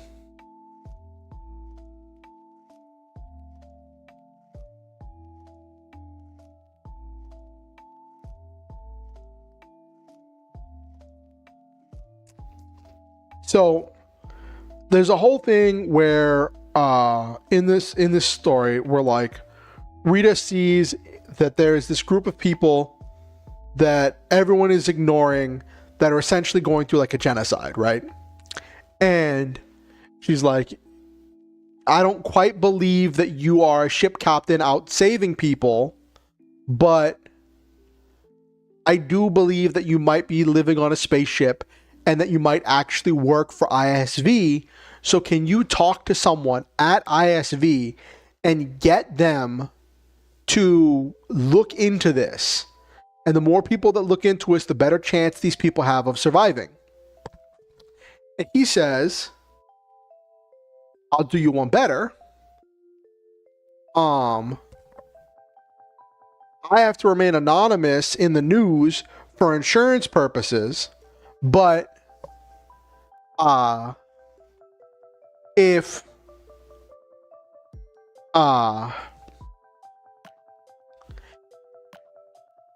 if I tell you that my ship is going to arrive in system at this time and this date and provide fire support and rescue these people, and my ship does that, will you finally believe me? And she's like, I'll believe anything if it means that these people are going to get help, right? And he's like, done. And then he does it. He shows up and he provides help. And not only does he provide help and stop the attacks, his insurance company, when they file their class action lawsuit, the victims who were being attacked, the survivors, are able to join in on that lawsuit and get reparations for the destruction that happened to them. And then she has to realize, okay, he might actually be telling the truth here. What do I do with all of this? The third character is an orphan, said to be a demon by townsfolk. He's an oddity who talks to animals and has a deep connection to nature. His eyes are the color yellow, hence his demonic rumors. Oh, that's cool.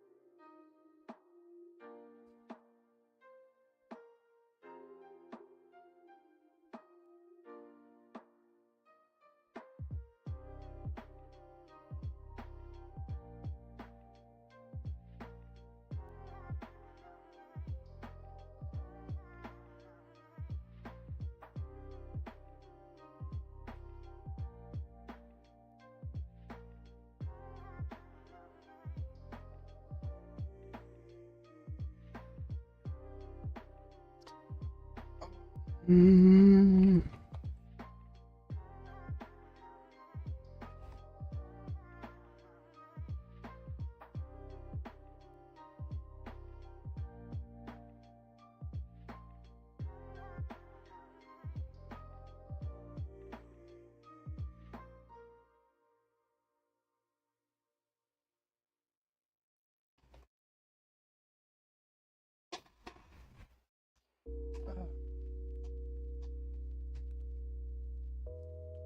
Okay.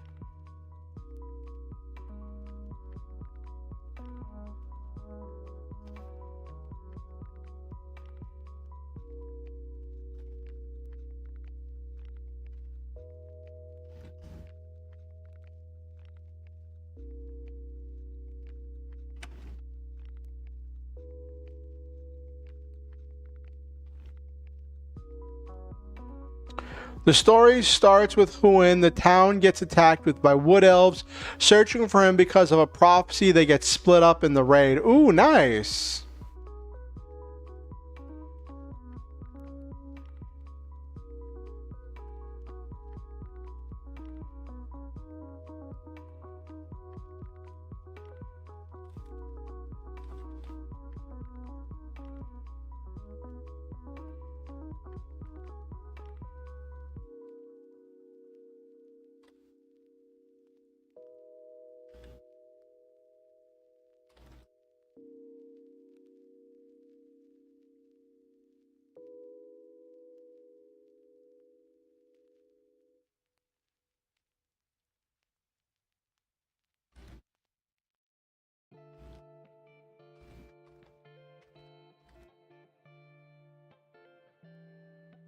Pirates set up around those known locations.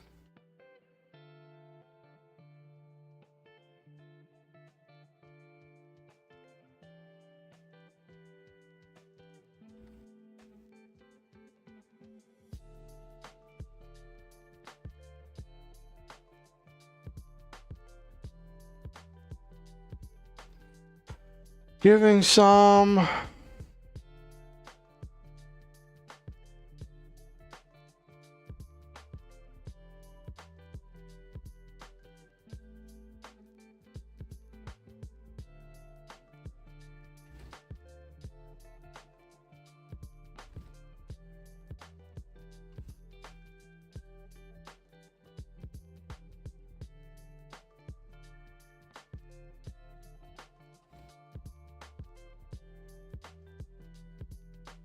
All right, so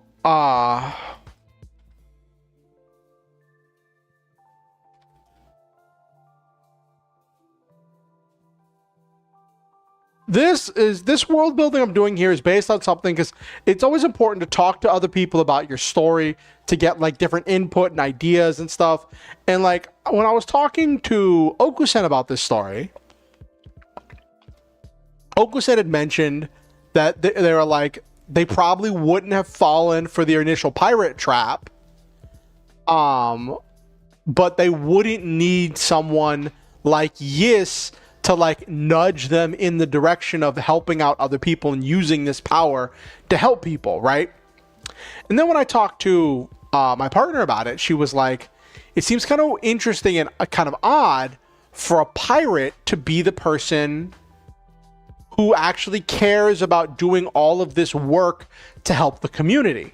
And I'm like, I think we have different views on like pirates and some levels of criminality that like Sometimes really good, well-meaning people get put in desperate situations and do whatever it takes to survive. That doesn't mean that they don't care. That doesn't mean that they don't want to help their community. It just means that they're doing what it takes for them to survive. And I thought, what if I took that idea, I took that comment and criticism, and I built into it, and I said, what if in this setting, right? It's a thing where 100 years ago, FTL stuff was discovered, right? Then 40 years later, or 60 years ago, there was this huge boom in fusion-based FTL ships that were designed for mass production, that led to huge growth throughout the galaxy, and it fueled massive expansion in the galaxy. And for the last 60 years, the same designs with minimal upgrades have just been getting mass produced. All of the established people are mass producing these designs for ridiculously cheap. But ISV, Intergalactic Shipping Velociraptor, is the new kid on the block. And they're like, well, we can't just keep reproducing the same designs everybody else is doing, or else we're not going to make a name for ourselves. So they invest in new research. They get the antimatter drives, the hyperspeed, the faster FTL drives, the more advanced weapon systems, everything. They design larger ships that can carry more cargo, that are bigger and more powerful than anything that's been seen before, right? And they're desperate for people to trust their ships for deliveries, to trust their to become captains and crews of their ships.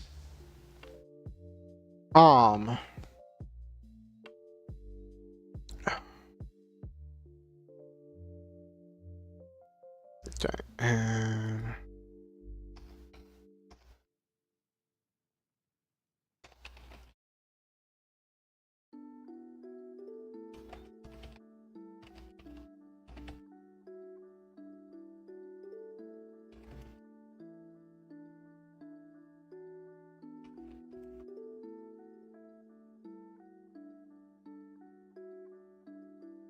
fourth character is named Yin. Ooh, what's special about that character?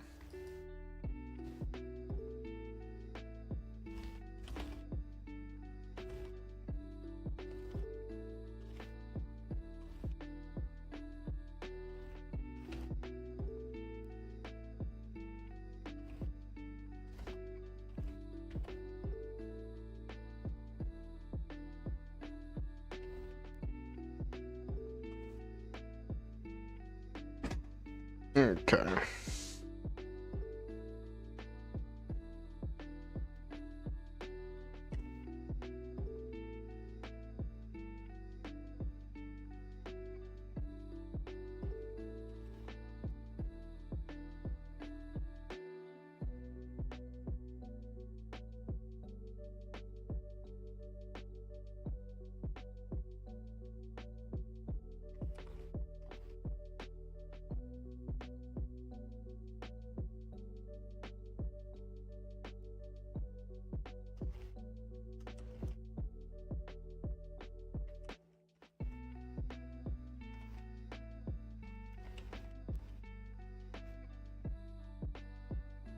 Still working on him, but he's from a distant region, military family, different, of course. His main ambition is to refuge victims of war. So, to be a place to help victims of war.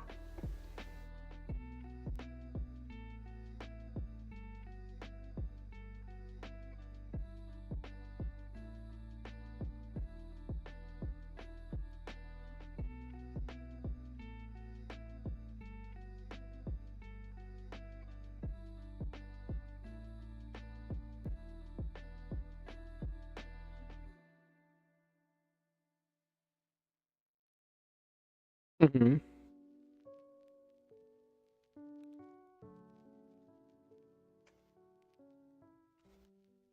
Yeah, it does sound pretty cool.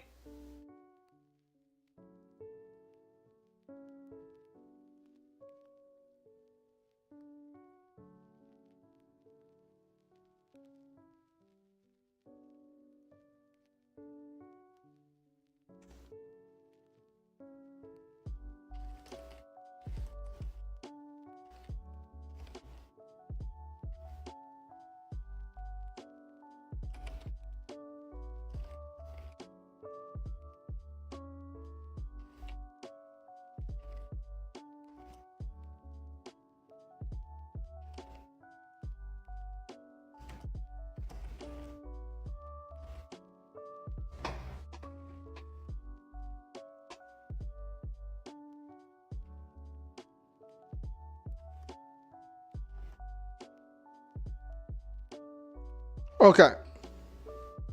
So we take that idea of why would a pirate care? It's like, okay, well, what if it's a thing where it's the rich have control of all of this stuff?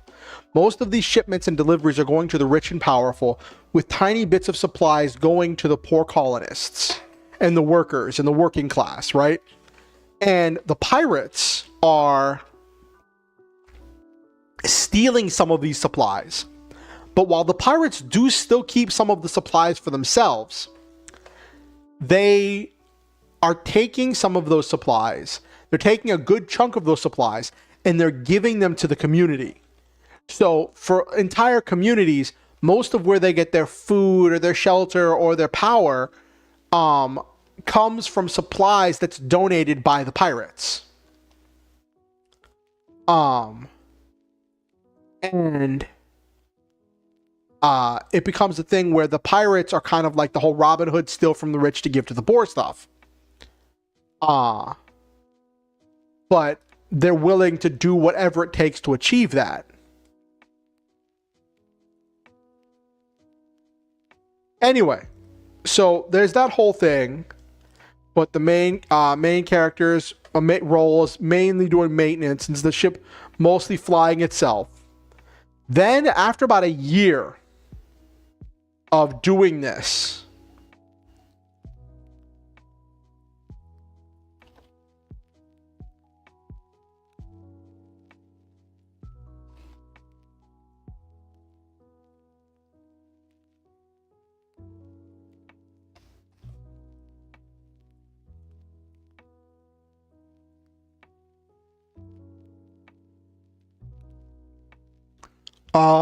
a situation happens. After about a year of adventuring, some big bad kidnaps the main character's ex-wife and kids and uses them as insurance to keep him from attacking them. Main character's desperate. He doesn't know what to do. He has to stop this bad guy, but his family is in danger. But Yis reminds him of all the people he's helped over the last year. That there are people all across the stars that would jump at the chance to pay him back. He makes the call and the stars answer. He asks ISV if they could help at all, and they tell him that he's made more money for them than any other ship captain. Of course they can help him. And this kind of mirrors the situation from the beginning of the story, right? Where his old job said, "You've made us more money than anyone else before. Of course we're going to keep exploiting you." And here's a situation where they're like, "You've made us more money than anyone else. Of course we're going to help you and take care of you." Right?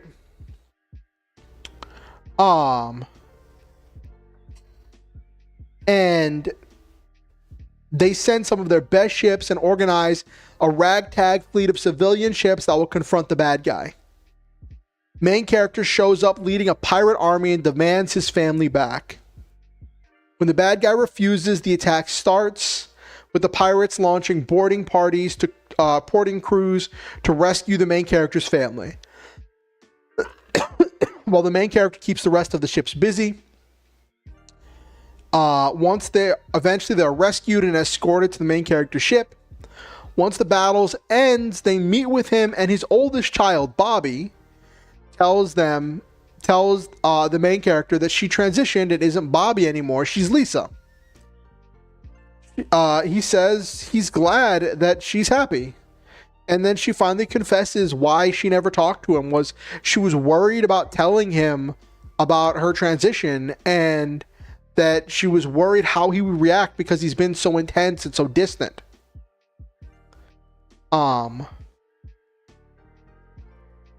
And the kids want to stay on the boat, claiming it'll be safer, but his ex-wife wants to get away from all of this danger. They eventually decide to stay, and more family hijinks ensue. Main character and ex-wife discover that they make better co-parents than a married couple, and they get along well and are quite capable. And that's what I have planned so far. That's still a lot. He wants to make a place for victims of war-torn countries. He studies maps from where he wants to settle a refugee base. His cruel militaristic father is the motivation for this. Ooh, that's interesting, Teefs. So anyway, this is my story for Starship Velociraptor.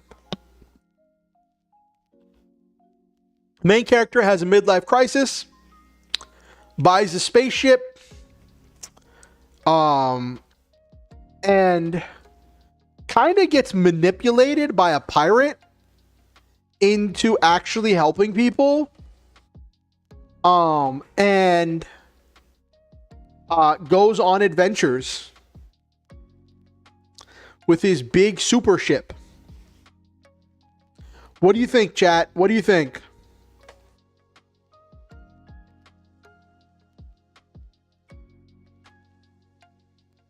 I know that was a lot of stuff, and not all of you were here for all of it.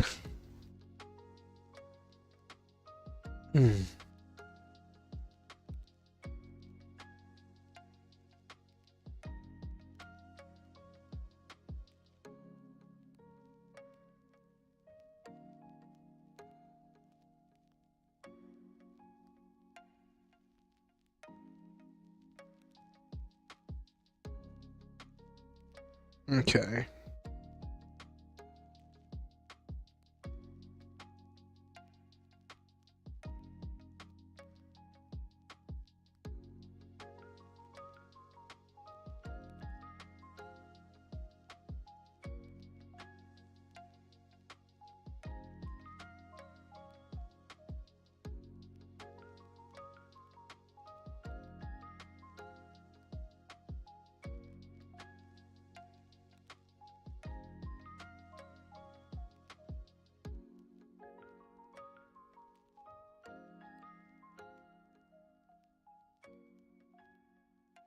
Okay.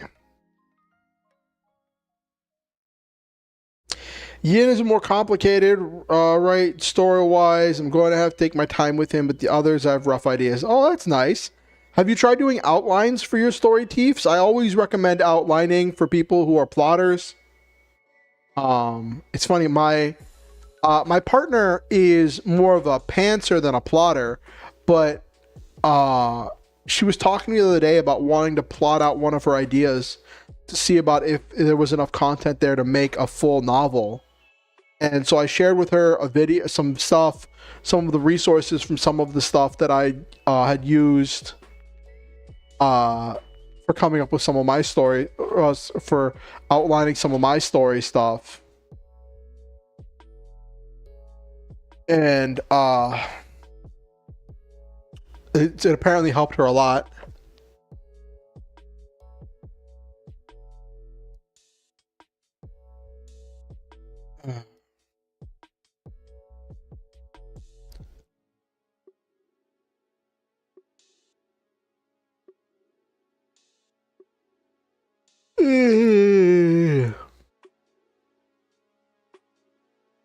But yeah, this is the story that I've been kind of cooking on.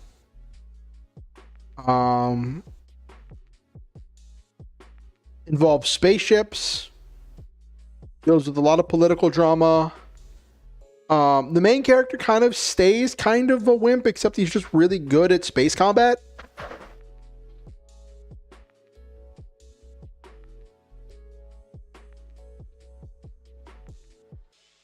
So that kind of becomes a thing for him.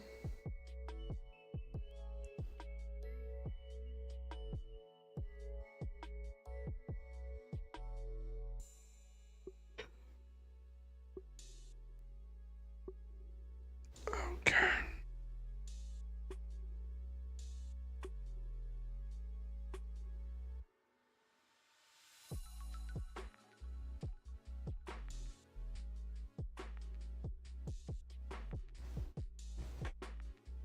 All right.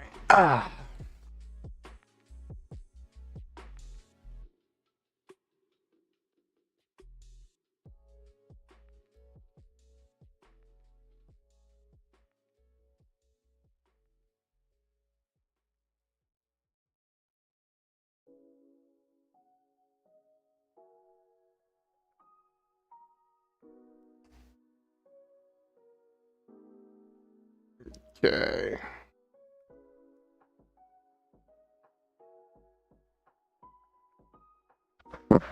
I guess people didn't have a whole lot of thoughts about it. I guess, I don't know. Nobody's saying anything, so I don't know how to feel.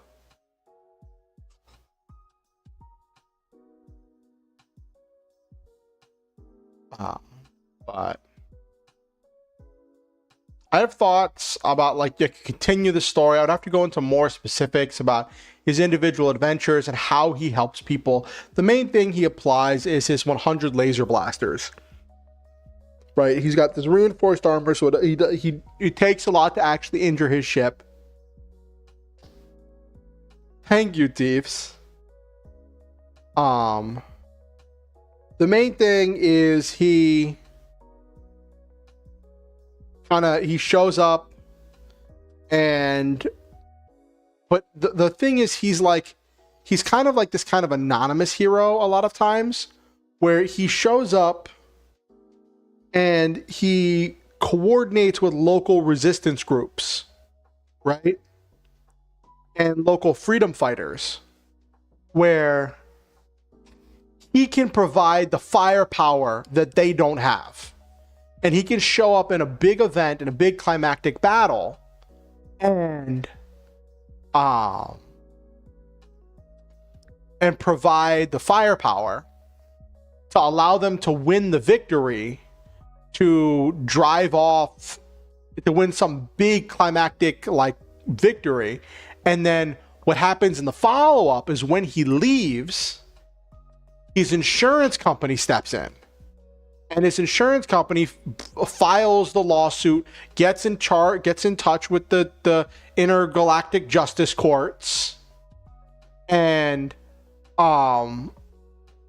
gets in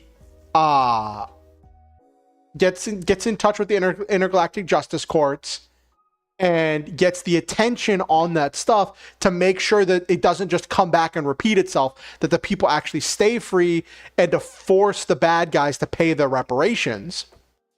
And then when the bad guys pay the reparations, then these people are able to rebuild their lives, to defend themselves better, to buy more of their own supplies, and of course, when it comes to getting their own ships, right? ISV is always like, well, if you need a ship, we're the ones who made the ship that saved you, so we can get you ships on credit. And ISV is like rolling out these ships because they can mass produce these ships, and they're rolling out these ships to arm these people in order to make sure that it doesn't happen, that these people stay free.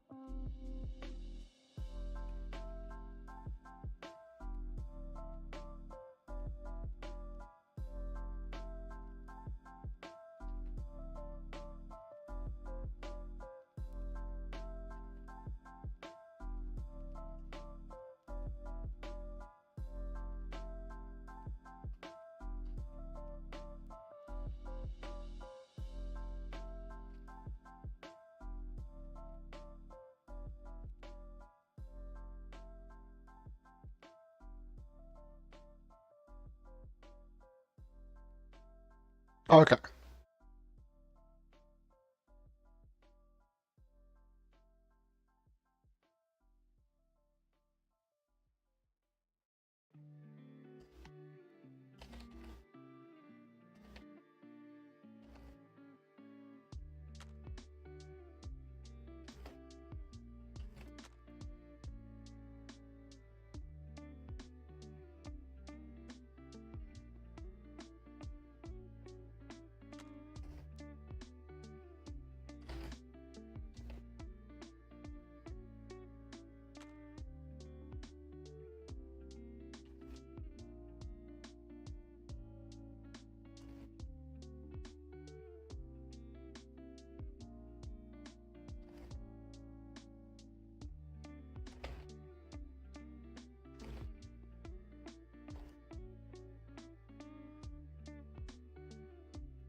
So the basic cycle of the story.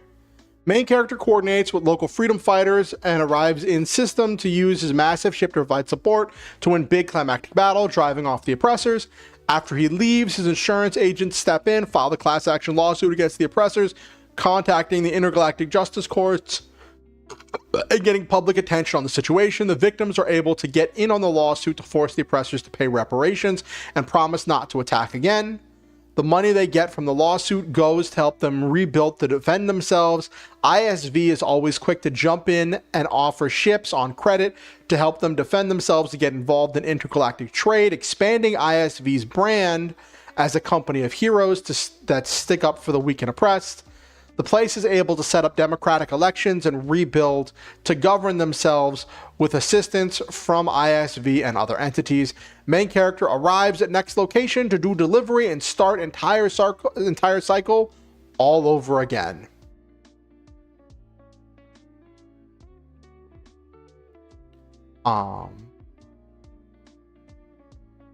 Which I think came out pretty well.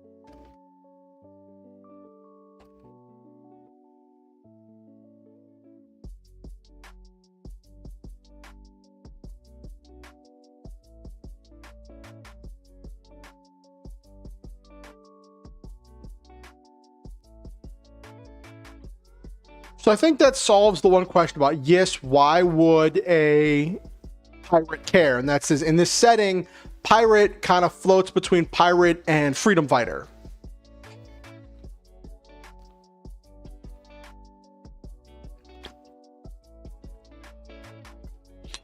Kind of gets like One Piece-y kind of vibes, but I've never really been big on One Piece. But overall, I think it's a pretty cool story. Will I get around to actually writing it and naming the main character and turning this into something? Who knows, chat? Who knows? This literally, it was like a week ago, I heard Starship Velociraptor and I read that comment and my brain started thinking, what's the most stereotypical midlife crisis that I can have for a character to go through and still be redeemable and have it lead to adventuring on the ship? on a spaceship, right? I was like, what, where can I go? How can this go, right?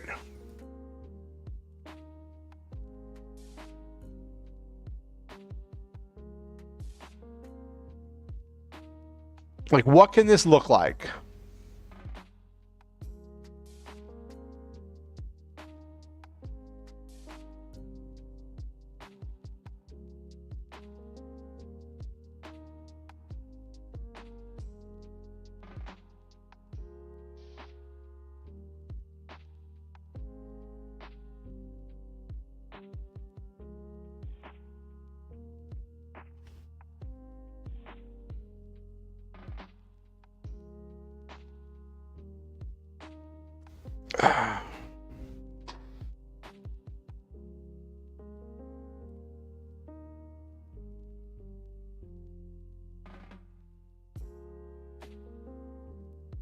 Okay.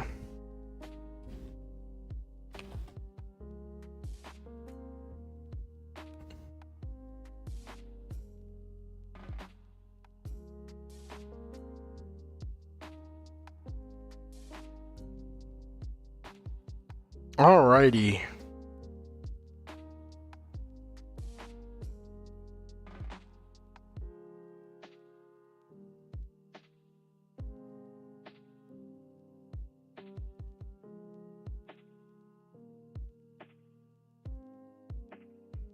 What's the lol for, Naberu? Hey, Jesus. Good to see you. Good to see you. I just finished telling all of this story. Could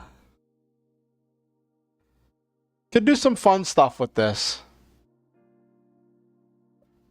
I think it could be fun. I'd have to learn more about like spaceship combat and what that looks like. And what I want that to look like. It would definitely be more like Star Trek-y space combat than Star Wars, because it wouldn't be dealing with like fighter craft as much. Or like if there was fighter craft, the main character isn't using fighter craft. The main character is controlling a giant spaceship. Imagine a space series where they went the Goblin Slayer route, named the character after their job role. Starship Captain, SC.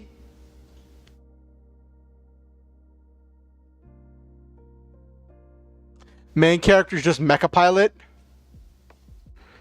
That could be interesting. That's their name. That's all they call themselves, is just Mecha Pilot.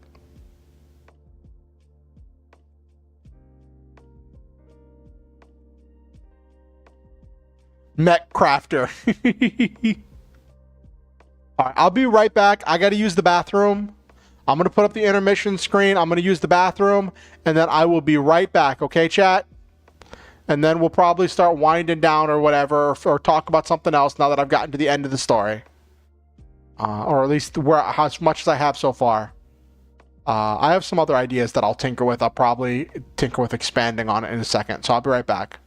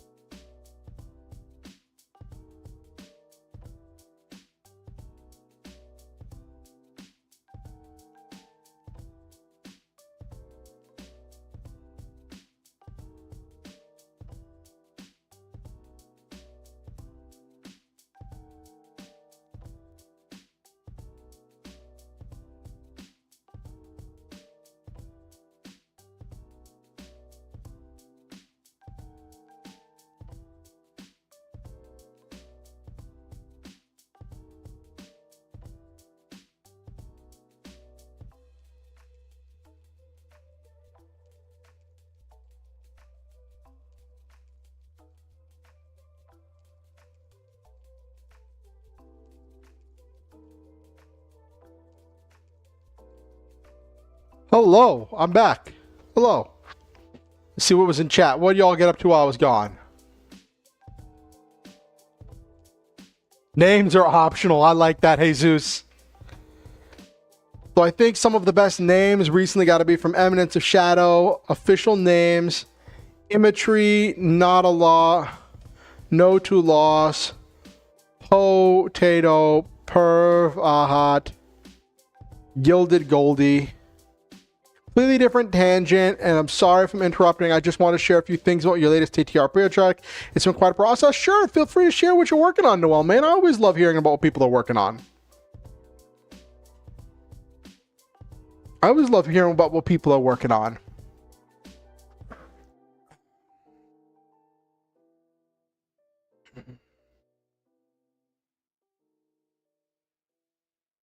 There was something I wanted to share here. Hold on.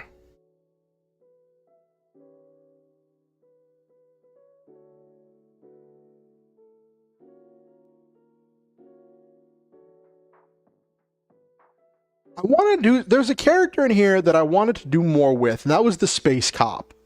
Where the Space Cop kind of, this part here,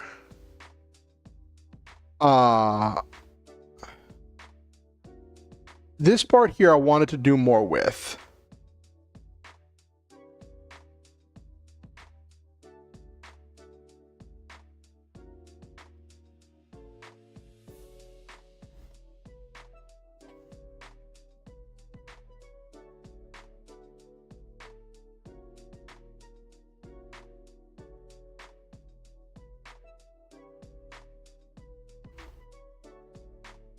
Oh, you're making classes for Gridmon. Nice.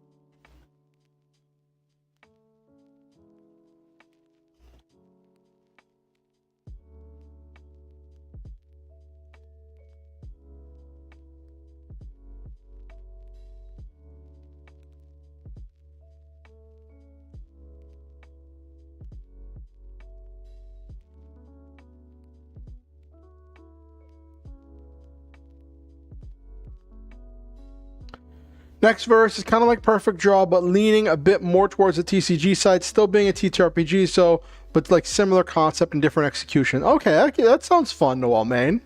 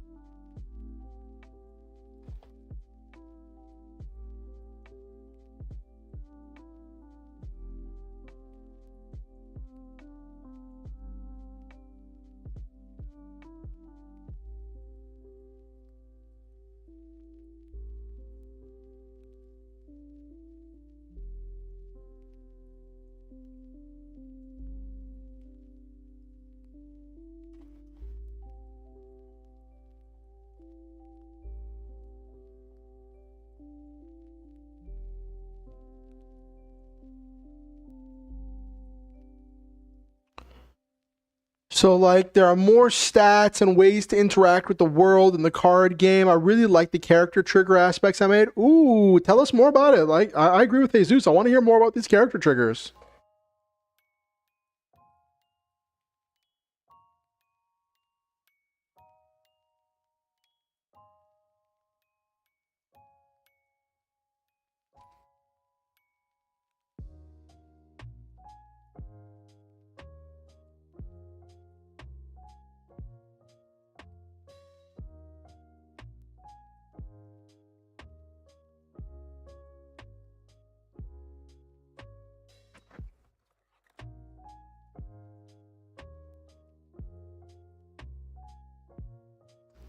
Your character has different triggers for things when it comes to interacting. Bond triggers are related to PCs and NPCs that you interact with and can be either positive or negative or plus or minus. Okay.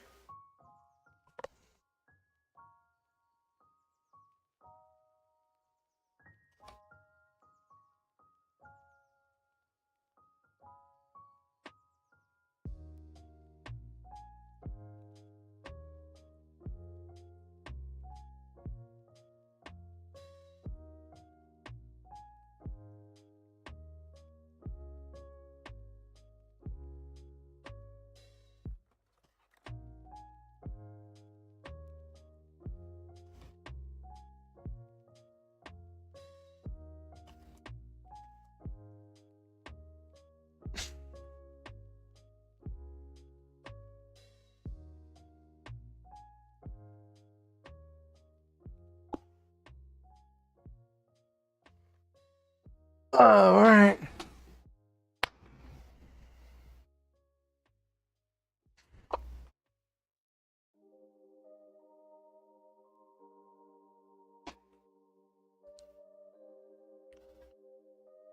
Making the classes based on the Timmy, Johnny, Spike cycle. I have no idea what that means, Jesus.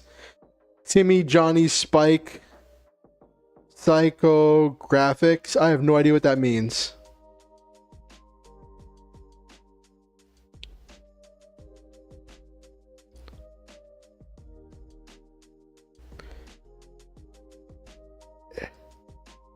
Yeah, I'm curious about that too, Jesus. Well, I'm curious.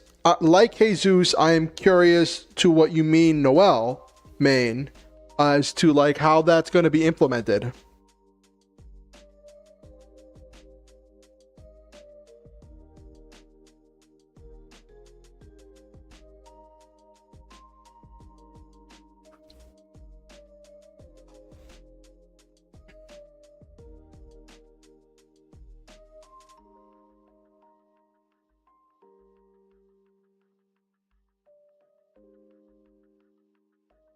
I don't even know what that means. All right, good night, Kimberly. It was great having you. I think that you're a wonderful person and that you make this world a better place. I value your time, your energy, and your attentions. Your attention. Have yourself a wonderful night, Kimberly. It was great having you.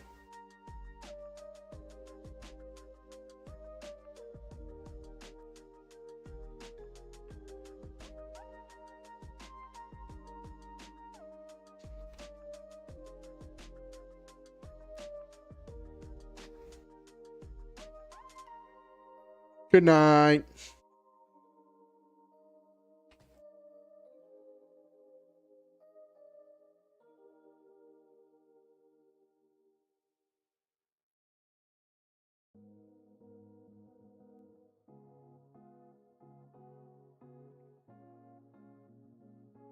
Timmy, Johnny, Spike describe reasons why people enjoy games. They come from MTG. I used to play MTG and I've never heard anything like that. But please explain. I am very enthralled, Jesus.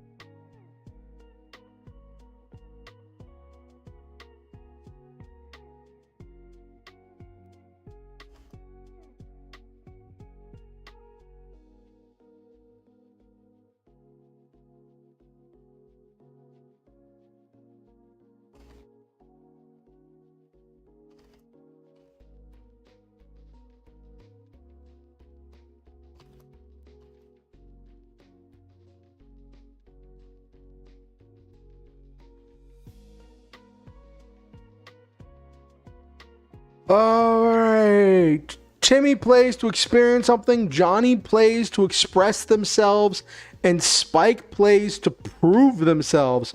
Mark Rosewater made them up after quizzing MTG fans on why they play to help him make cards. I gotta copy that down real quick. That's actually interesting. Hold on.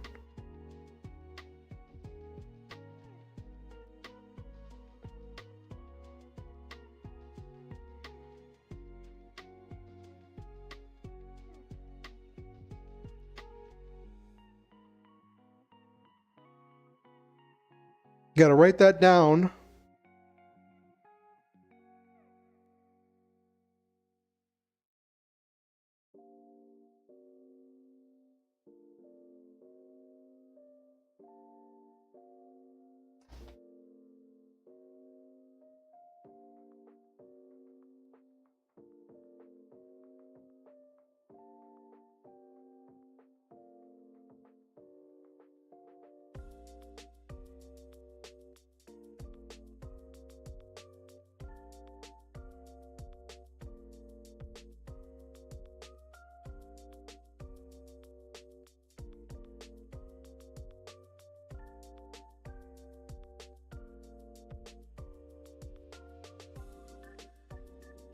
So let's say your character is Chase, and they are friends with Diana. Making a check to comfort Diana after a sibling fight, you would roll D20 plus your bond trigger related to Diana. Okay.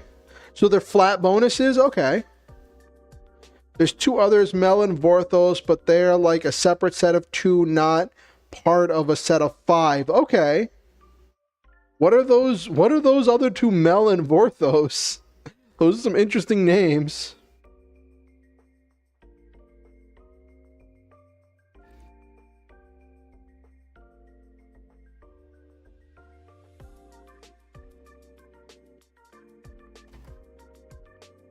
Yeah.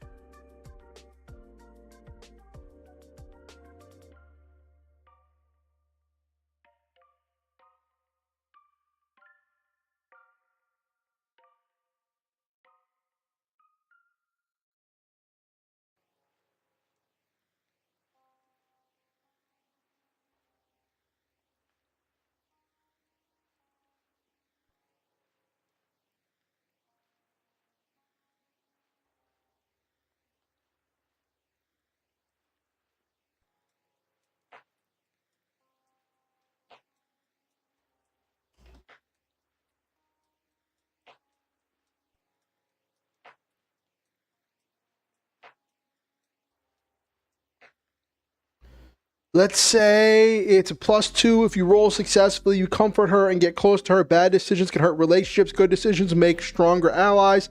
There are also goal triggers. Ooh, what are goal triggers?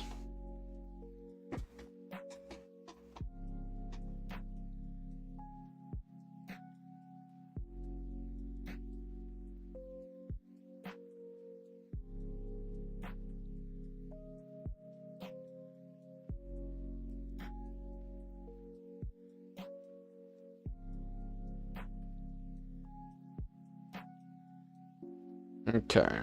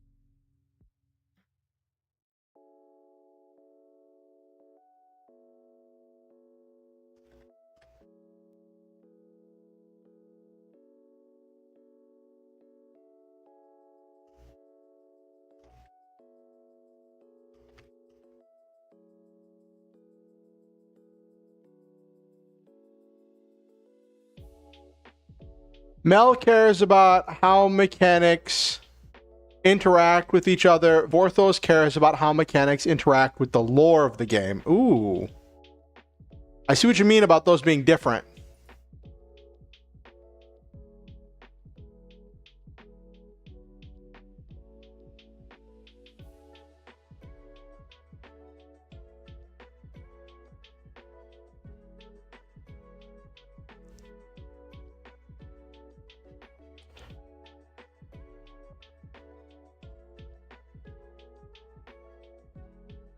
Gold triggers are negative, but as you use the overcome adversity move, they level up and can become positive influences, like a plus D6 on a risky situation related to your goal. Okay. So they start out as hindrances, but as you use them, they become positive things. Okay. Okay.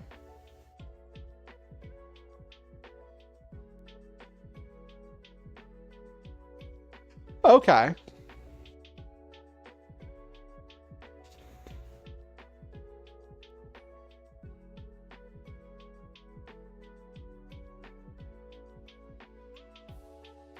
That's interesting.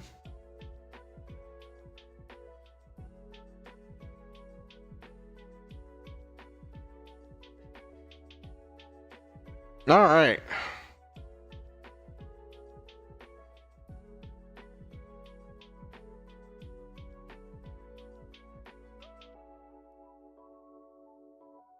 Now I just got to organize all of this into an outline and actually write it up with something. I don't know if I'd make this into a novel or a short story or a TV show or what I'd make this into. I'd make it into something. I don't know.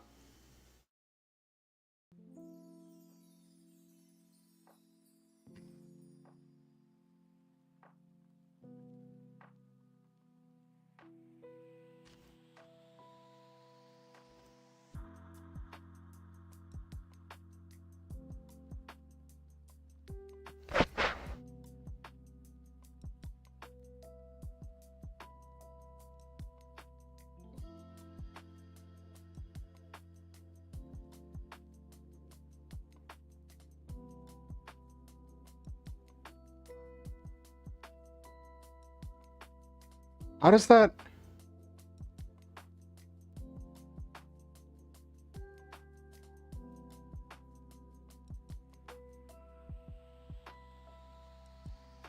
Okay. 10 feet of movement is 1 mile per hour. Hello? I was trying to open a web page. Okay.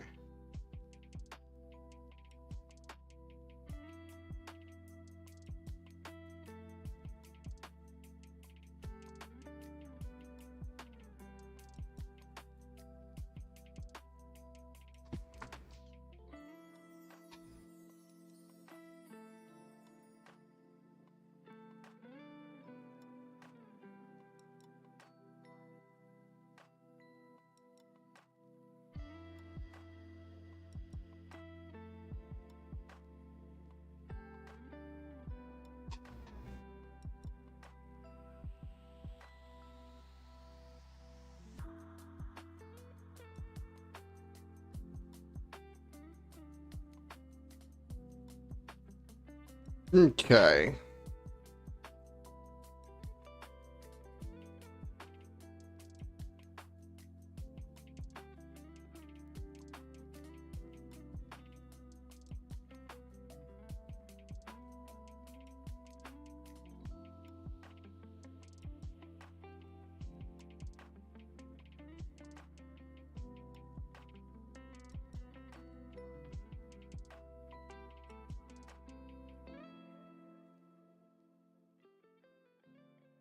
Uh,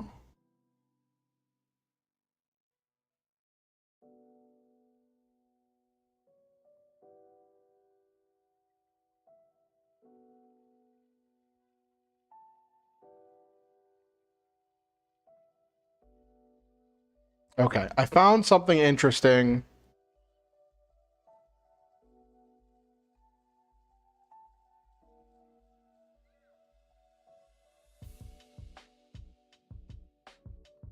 TV show scripts could be fun. I don't know. I've never written one before, Jesus. I used to be really involved in the magic scene. I don't know when this was developed, Jesus, but I used to be like really involved in magic, and I have never heard that reference before of Johnny or Mel or any of that. There are also strength and weakness triggers. Your character starts with 2 strengths and 2 to 4 weaknesses. Some checks can be made like self-improvement to move these important triggers, but there also are problematic instances that may hinder your progress if you make bad decisions. Have you considered clocks as a mechanic for reaching goals and overcoming weaknesses in a duel? Mel and Vorthos, I've never even heard the whatchamacallit, the Timmy, Johnny, and Spike. I've never heard that before either. Oh, that is way after I left the magic scene. That is way after I left the magic scene, Jesus.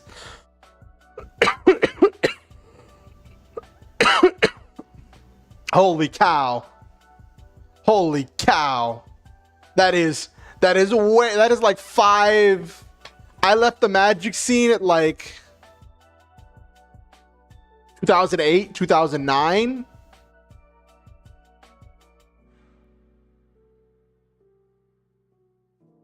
Like,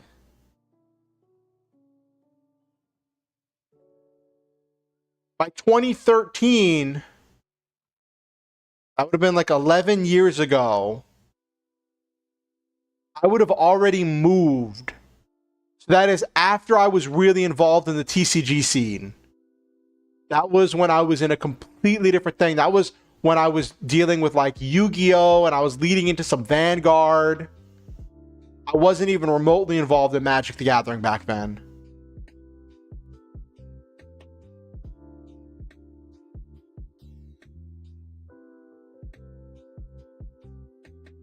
Oh, I never watched any of the new releases. Like, I didn't do any of like the official stuff. I did a lot of like the fan stuff. I wasn't dealing in new cards. Most of the cards I was dealing with, like, when I was younger, I was dealing with like new cards with like Shards of Alara and whatchamacallit, Zendikar, and that kind of stuff. But oh my gosh. Wow, that's an entire like dialect that I'm just not familiar with. These triggers are more for role-playing part outside of duels, and they evolve during the course of the campaign. That's cool. I think that reminds me of like Perfect Draw. The only thing I haven't tested in Perfect Draw, because I've done extensive testing in Perfect Draw with like the combat, but I haven't really tested the out of combat stuff with Perfect Draw, which is kind of funny. I keep saying I want to do a Perfect Draw campaign, but like, it's just trying to get stuff together and trying to stay motivated is complicated. Trying to stay motivated is complicated. Okay, let me organize this.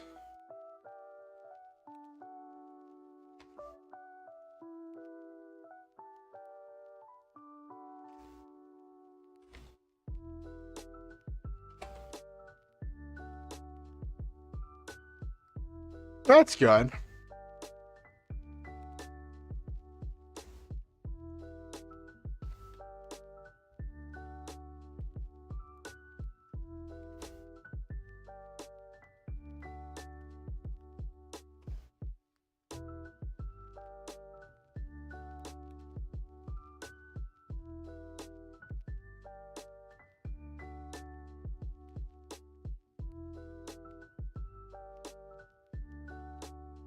Timmy plays to experience something. Johnny plays to express themselves. Spike plays to prove themselves.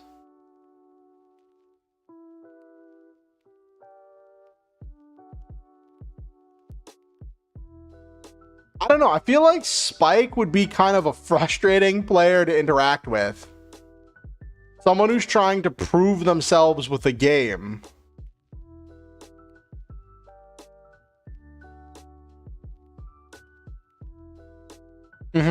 Definitely. I think knowing those types is definitely something interesting. But like, I feel like Spike reminds me of that stereotypical toxic player that's like out to prove themselves.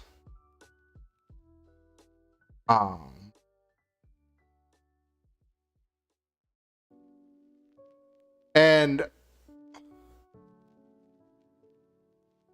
I've met a lot of people that are Mels. Mechanics, how they interact with each other. I've been that. And you know, it's interesting. This whole thing with this whole like journey I've been on with the whole getting the robot system and delving back into D&D 5e and looking at like what I enjoy about mech games, what I enjoy about games in general, has been this interesting experience for me.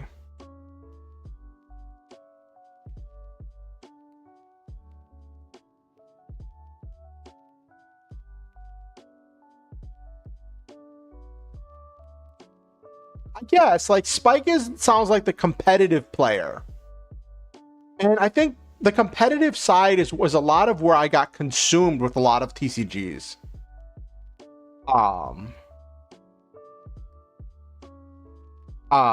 And it's a lot to take in, and it's like I realized something that like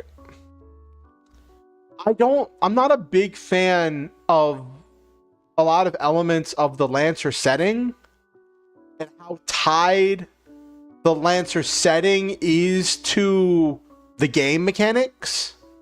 Like you have to, if you want to, like they say anything can be legal, but if you want to change the setting in Lancer, you have to like drastically change the lore and explanation for some of the game mechanics.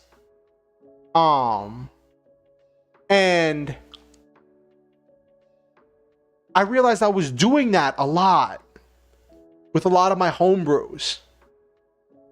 And that's when I realized that I just didn't like the world. And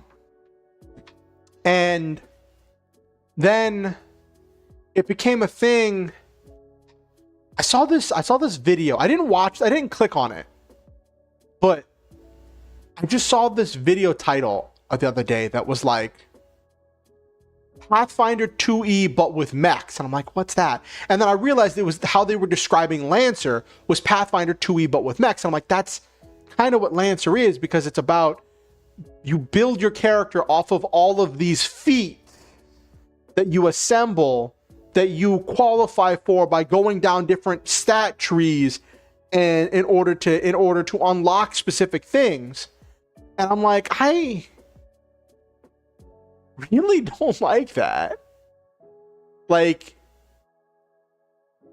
the whole thing with assembling all of these different stat trees and qualifications and licenses in order to build your character. Like as a GM, right? As a game master, when you build NPCs in Lancer, you have the class of the NPC, which gives you set options to choose from. And then you have a template that you can add, or you can swap something from another class over to it and have some reason why you're swapping over this trait or ability from another class over to customize it. But like the default is you have your class and you have your template. And it's just so simplified. And I think that's why I wanted to do that as a player, because I love doing that as a GM, but I don't love player stuff as a player of Lancer, because the players, like, it's kind of, how do I describe it? Like making a Lancer NPC is kind of like making a D&D 5e character. You have your class and you have your feats that you can choose that are essentially what the templates are. They're feats that you choose to add other things to your character. at certain intervals. And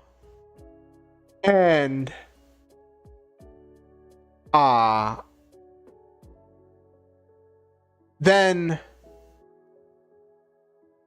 when you're a player, it's totally different. It's like Pathfinder, and it's all the things I don't like about Pathfinder. And I'm not saying Pathfinder's a bad game. It's just not for me.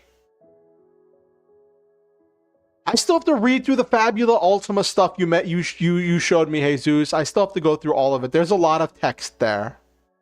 So the flag is your average protagonist, but has various shortcomings.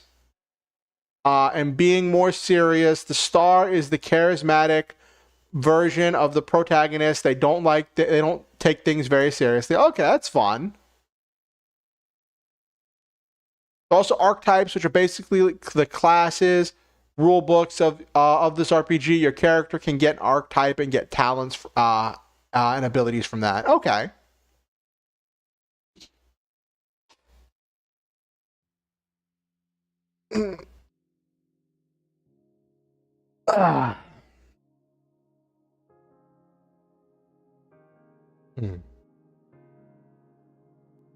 Anyway, it is after 11:30.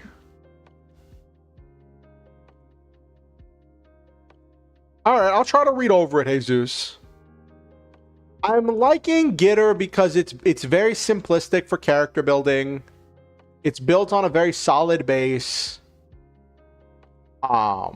And gives a lot of room.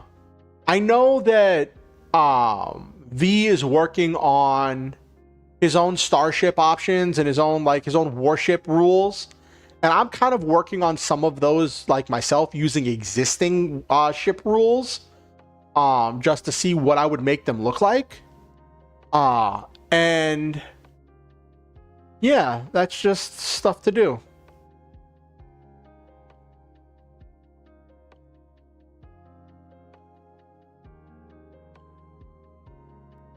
You've mentioned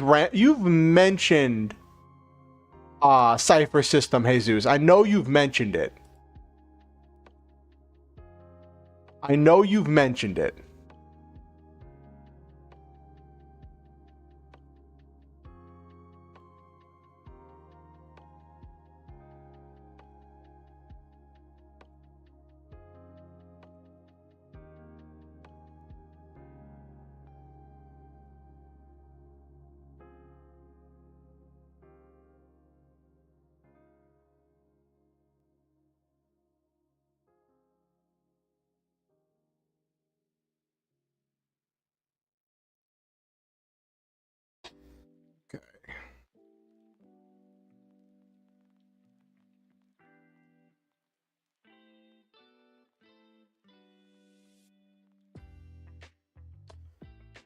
All right.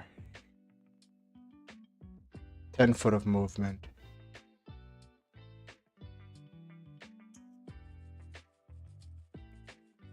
That's not how that works mathematically at all.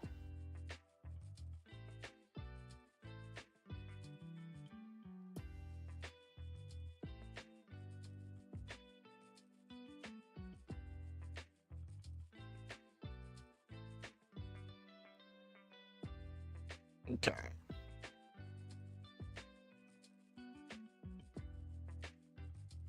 There's 3 other archetypes so far. Each one has different talents and play differently when it comes to the duels. Okay. I do talk about it potentially too often. Some people, simple character building process, just gotta write a sentence.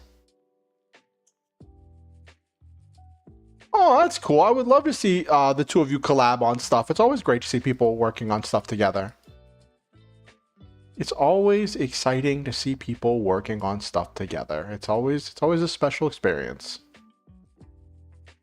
All right.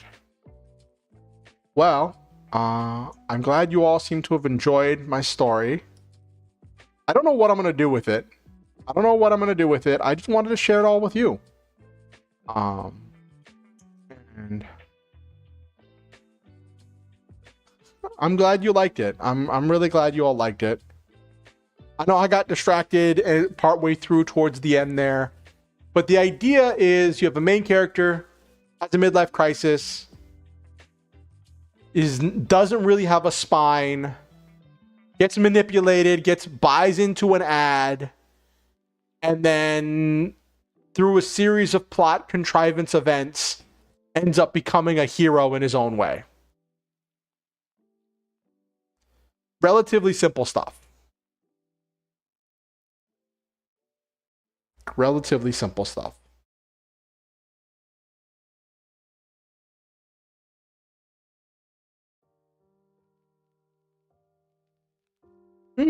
That's interesting.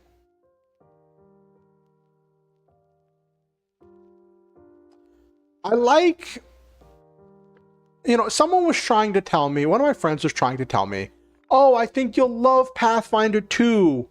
And I'm like, nope. It's just a whole mess of all these feats. Every ability, every single thing is just a feat. And there is nothing to your character but a mass of feats. And you're this class, which means you get to choose between these feats. And there's a little bit of lore, there's basic stats here and there, but like, and there's all these interactions.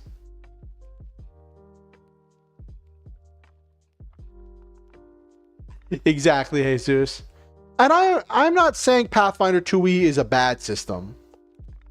I just don't like it.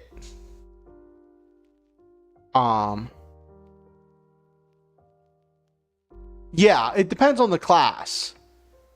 And like from what I've seen, from what I've played, it's just not super fun for me. It's a lot of complex stuff. It's a lot of gamified stuff. And one of my friends was like, I think you'd love it. And I'm like, I don't. And I realized all of my, like, so many of my friends who were like big Lancer fans were talking about Pathfinder 2e stuff. And I couldn't figure out, I'm like, why does everybody who likes Lancer like Pathfinder? And then I realized it's because it's the same thing. But like, they like the things about about Lancer that's similar to Pathfinder. I like the things about Lancer that is different than Pathfinder.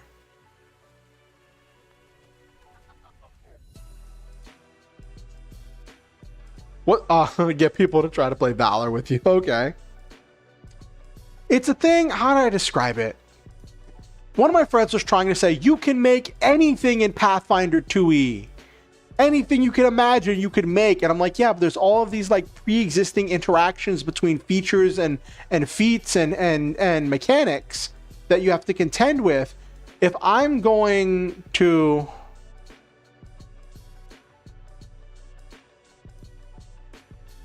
Johnny? Yes.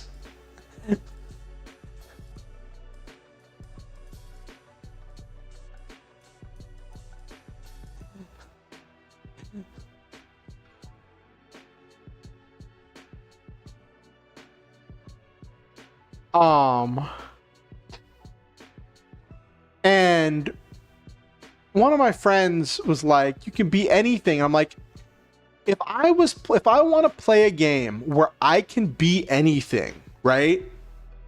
I would rather play a game like Prowlers and Paragons Ultimate Edition, or Mutants and Masterminds, or Masks, or whatchamacallit, Worlds in Peril, where you make your own abilities and they interact the way you want them to. The number of times in Lancer sessions where like we have to like stop and figure out how different abilities and situations interact with each other. Mutants and Masterminds was my main game for a long time. I think I still own in storage somewhere most of the rule books. Mutants and Masterminds changed my life. Gonna rant here a little bit, right? I was really deep in the D&D 5e hole for a long time, and I was getting burnt out on D&D 5e. And I started learning about mutants and masterminds as a superhero game, and I learned about it through, of all places, Hero Labs.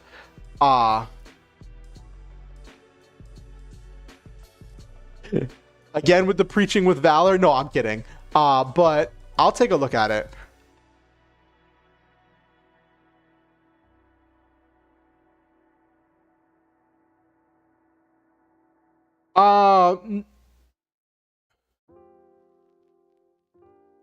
Well, there's rules. There's rules for what you can make, right? Like for instance, in Prowlers and Paragons, right? Every ability you make has a max die where the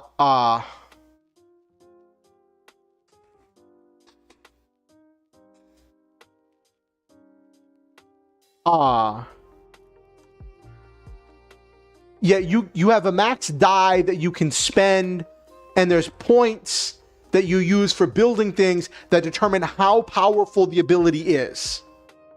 And you have these set rules, and then you build within those rules. And I did Mutants and Masterminds for a long time, and I had an experience where like I was doing Mutants and Masterminds I had a long-running Mutants and Masterminds campaign that was just really great, and I just kept inserting things, and you don't have to homebrew Mutants and Masterminds because everything is homebrew. Everything is what you want it to be.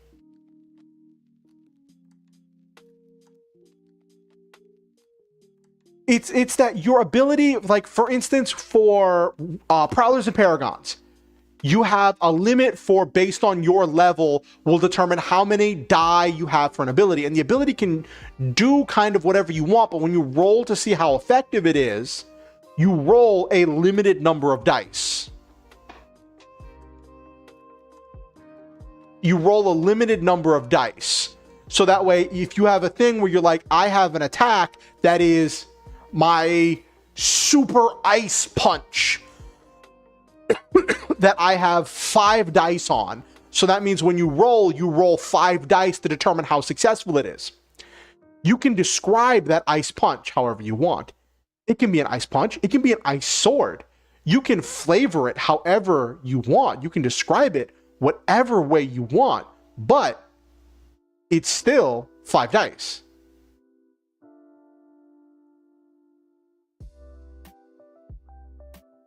Yeah, that's a good way to put it, Jesus. And I loved Savage Worlds. Savage Worlds was really good too. I remember that being one that was like that. And you would add different descriptors that would affect the cost of things for some of the games. And it allowed you, those kind of games where you can make anything. You can make anything in those games, and your abilities work exactly the way you want them to. They interact with the lore exactly the way you want them to. There is no, well, did you read your spell? Do you know this limitation on this thing? Those are so fun. And so anyway, back to the story. I was really deep in the D&D 5e hole, and I started learning about mutants and masterminds. And I downloaded Hero Labs. I think that's what it's called. It was this program for making characters, and the free version had all of the rules pre-built in, but you couldn't save your character sheet. Right? The more allies he hit with fire, the more damage it was and destructive in the environment. Oh, that's interesting, Jesus. And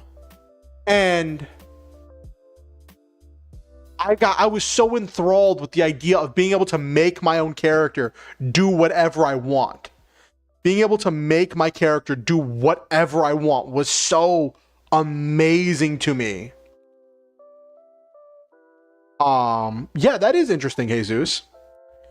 And I got sucked in. I spent like 2 days nonstop, almost no sleep, building characters in Hero Labs. I think that's what it's called. Hold on, let me check.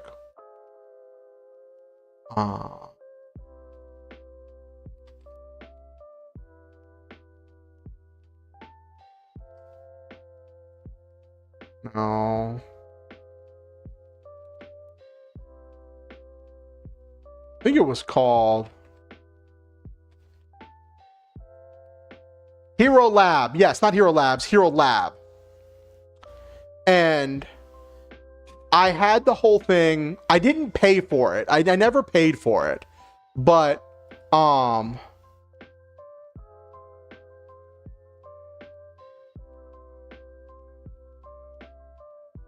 yeah.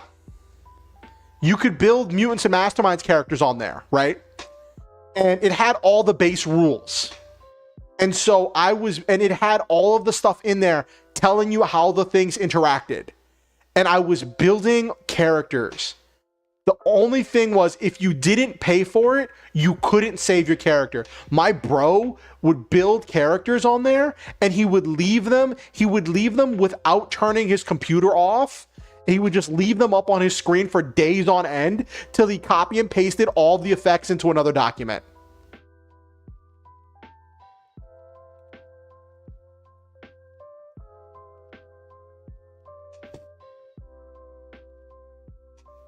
Oh, that's fun. That's fun, Nabiru. But Hero Lab, and I just got so sucked in. I started a campaign. I was running it for a while. There are so many different types of ways to adapt things to dice games. There's so many different systems that allow so many different things. And I was doing Mutants and Masterminds, and I did Savage Worlds, and I saw this ad online that this shadow group, the Shadowrun group, that did like streams and stuff, that did the Shadowcasters network, was looking to do a Mutants and Masterminds series called the Optiverse. And they were looking for players and game masters that were experienced with Mutants and Masterminds. So I applied, and I was like, hey, I've been doing Mutants and Masterminds for like a year now, because I had been doing it for about a year. I was like, hey, can I do this? You know, and we did the interview, and that's how I met Opti, who was like a kind of a mentor and a revolutionary figure that completely changed my life. Meeting Opti completely changed my life and the direction my life went in. Opened my eyes to how wrong I was about so many things in my life. And I would not be the person I am today had I not met Opti. And like, was this huge experience, and trying to teach people who played Shadowrun Mutants and Masterminds was a challenge. And I remember we had one point where I was trying to explain this rule that I really, really don't like about Mutants and Masterminds, which was, the stronger an ability is, the harder it is to aim it. Or the easier it is to aim something, the weaker the ability is. This difference between attack and damage. And I was trying to explain it to someone who got really upset, who was like, well, why does the strength of my gun affect how well I aim it? That doesn't seem like it makes sense. And I had to explain that because of how this works, these two stats were tied together, which is one of the reasons why I like Prowlers and Paragons, where there is no different attack and damage rolls. It's one set of dice.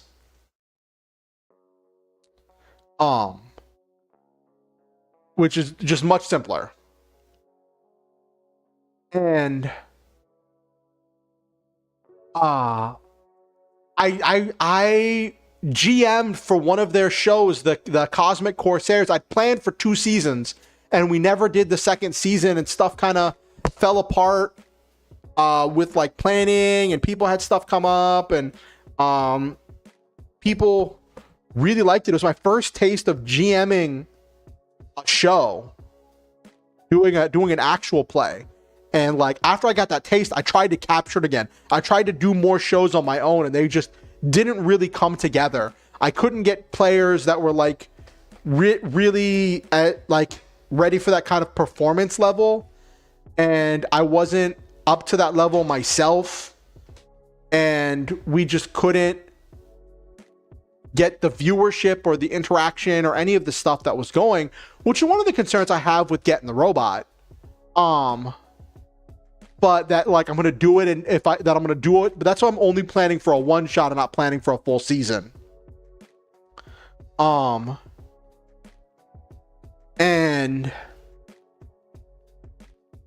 but yeah, and I did Mutants and Masterminds for a few years, and I realized that like I got so obsessed with Mutants and Masterminds that I wasn't letting myself see the shortcomings of the system, and see the things that I was glossing over and ignoring the things about the system that I didn't like. And I was very much defending the system from anyone who had any criticisms about the system. And I realized I was having all this loyalty to one system and not actually looking at it for what it was, which is when I took a step back. And then I got involved in Lancer, and I was like, oh, this is really cool. And I did Lancer, and then I did Savage Worlds, then I did some other stuff, and then I've been doing Lancer for the last 2+, coming up on I think 3 years now.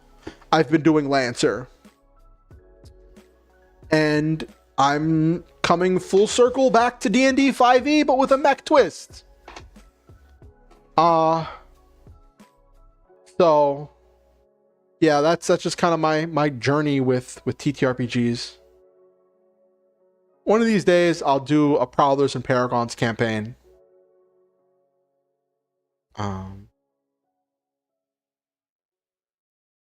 Good times. Nice, Jesus. Nice. There was a time, right? So for anyone who looks at my content can see I used to be really deep in the Mutants and Mastermind sphere. I was one of the main ones doing like some of my most viewed content is some of my Mutants and Masterminds content with my rules explorations, where I just kind of paraphrased and explained different rules and stuff. And I was going back through things or doing like reviews of books and stuff.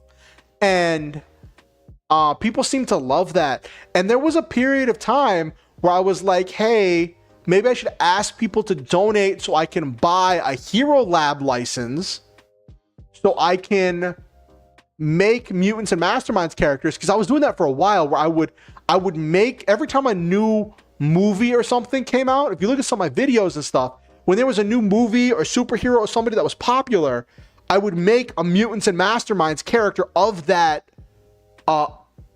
character sheet of that character that would be like a playable PL10 character, and I would do a video of them, and I would end the video with like reading through a story of them fighting through a different situation, but I didn't explain stuff really well. And those are some of my most watched content. And I was like, what if I just get a Hero Lab license and just that becomes my thing? I become the Mutants and Masterminds creator, where every time a new hero comes out, a new Marvel movie comes out or something, I just make a Mutants and Masterminds character for some character from that, right? And I was looking at that for a while. Hey Violet, good to see you. How are you doing? We're actually just winding down, honestly, just winding down for the night. I was going to end earlier, but then I got talking. You know how it is. Go on a tangent. And so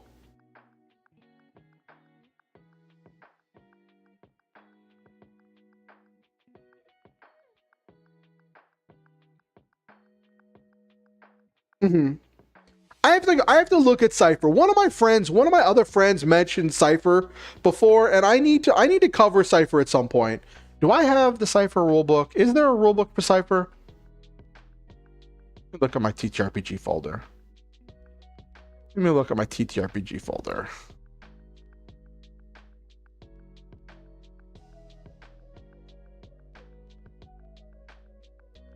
I did some Caltrip core stuff. Jeez, I went through that whole period where I made my own TTRPG.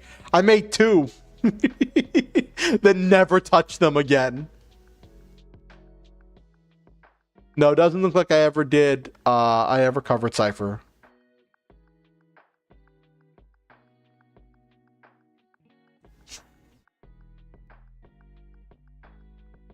It was fun. I was just reading a story. I was just telling a story that I've been tinkering with and going through the story idea. I haven't actually written it out in anything. It was more of a story time than anything else. But it was just me doing that and just chatting about stuff.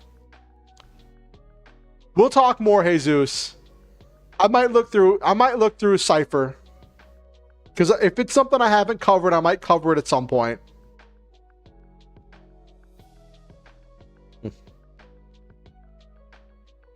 Especially if it's as simple as you say it is.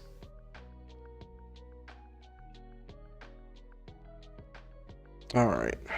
All right. Well, tonight was fun. All right.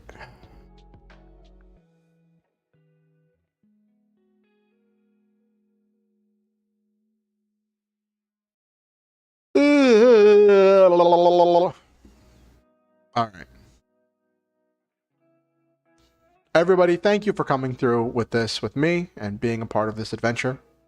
I will also mention, something that happened after last stream. Let me check my YouTube channel.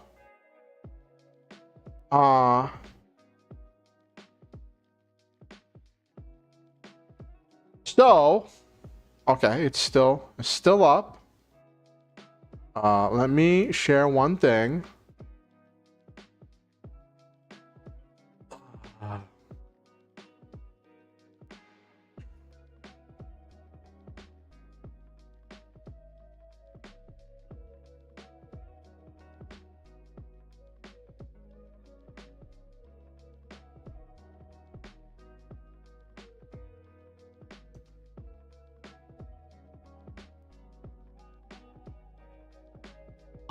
After last stream, I hit 300 YouTube subscribers.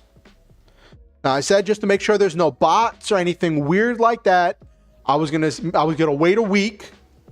If I go the full week with 300 YouTube subscribers and not dropping below that, then I'm going to start planning for the cursed food stream that I promised. It's gonna be some silly cursed vegan food. So we hit that goal. I just want to share this. I hit this after last stream.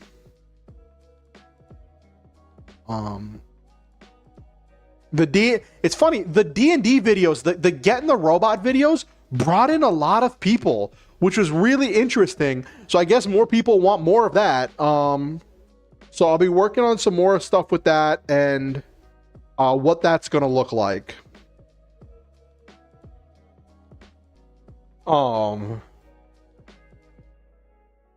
But I just wanted to share that.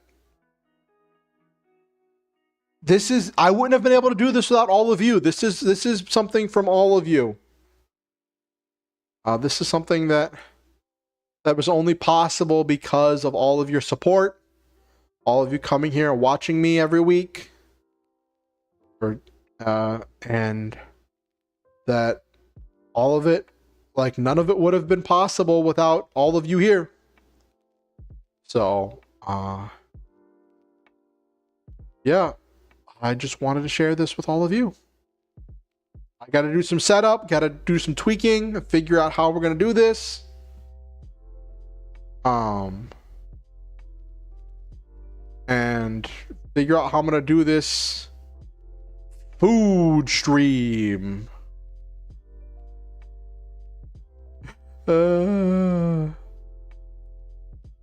It'll be fun. It'll be fun. It'll be a challenge to set up. But it's not going to happen right away.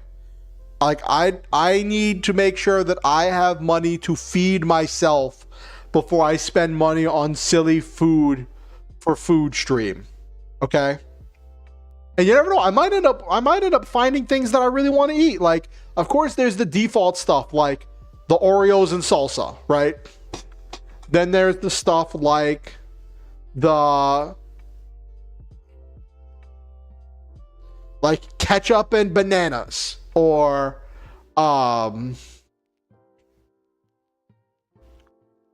yeah, it'll be fun. I'll do announcements for it. Also, I wanted to say, next stream is going to be on, it's probably going to be on Monday, but there might be a special stream tomorrow. I don't know what stuff's going to look like. Basically, I was talking to Okusen because Okusen wants to play in the Get in the Robot game. And Okusen's the only person who hasn't made a character yet, which is fine because I'm still working on the world. And Okusen, I'd asked Okusen, I'm like, listen, when are you off work? And they said that they're, the next time they're off work is tomorrow, but they're busy tomorrow. So I'm like, okay, well, let me know when you're not busy, and let me know when the next time after that is. So don't know if we'll do something tomorrow or what. So I'll post about if anything's gonna happen. But we're looking at possibly doing a character building stream.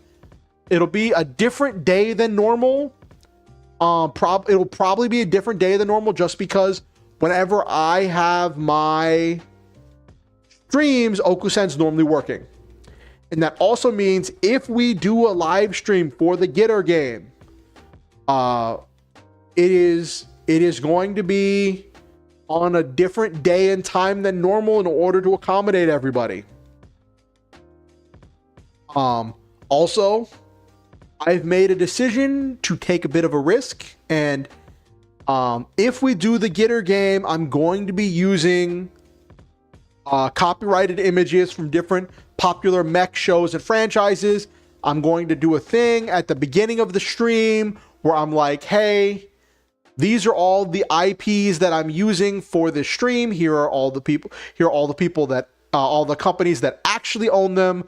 Please don't sue me. We are just doing this for fun. And just gonna do that. I might even not stream it on Twitch, so that way it's just not monetized at all, just to be on the safe side. Because I'm monetized on Twitch, but like the monetization on Twitch is gonna be like maybe 20 cents, maybe like 3 to 5 cents. So it's not any significant monetization. But we'll see if people want to watch that and what that looks like and where that's posted. But I'll try to do a thing just being like, hey, these are all the people that really own these IPs. Please don't sue us. Well, me, because I'd be the one getting sued because I'm the one put on my channel. But I'll keep you all posted on when we're going to do that. Hold on. Got an ad about to run on Twitch. I'm going to run that ad, then I'll do my outro, okay?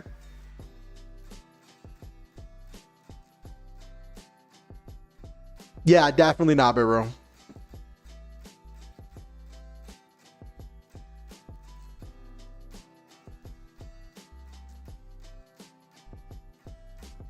Yep.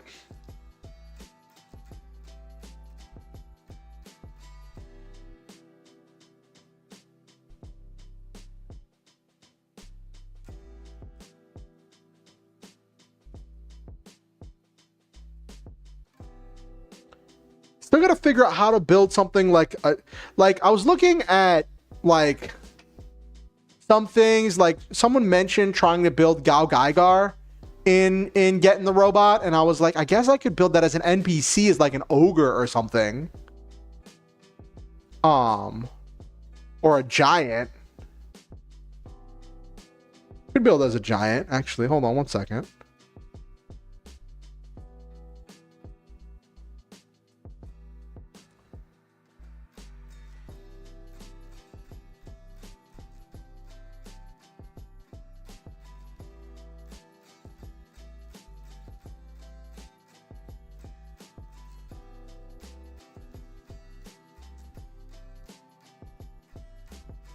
Oh.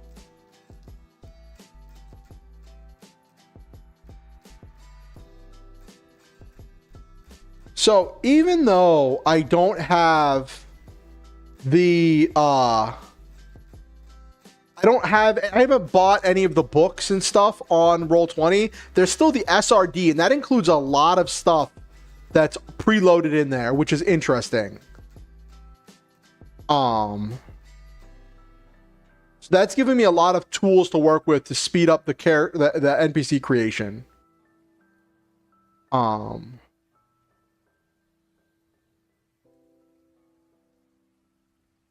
Okay. I could use giants for... Yeah, I could use giants to be super robots.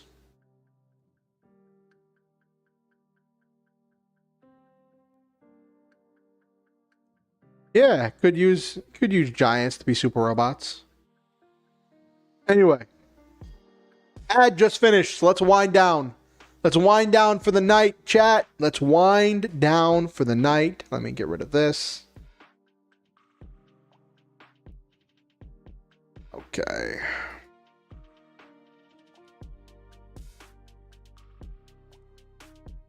Okay.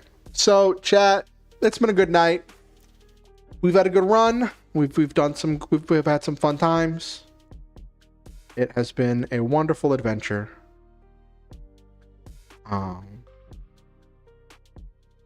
But let's wind down. For those of you who don't know, I like to speak positivity, joy, hope, and love into the lives of all of my viewers at the end of my streams. I like to shout out everyone who said anything in chat, just to shout everybody out. So we have Kalora, who was here first. Before everybody else, Kalora was here tonight. LeMay, Noel Main, Kimberly, Nabiru. I'm sure Silva's around here somewhere.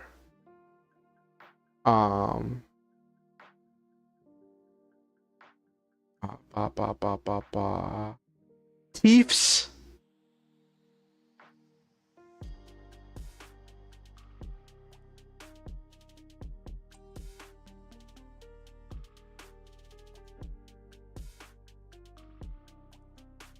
Jesus. I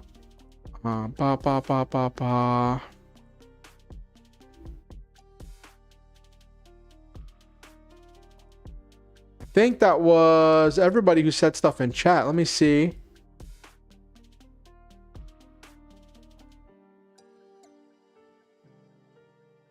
Of course, Stream Elements bot always got me.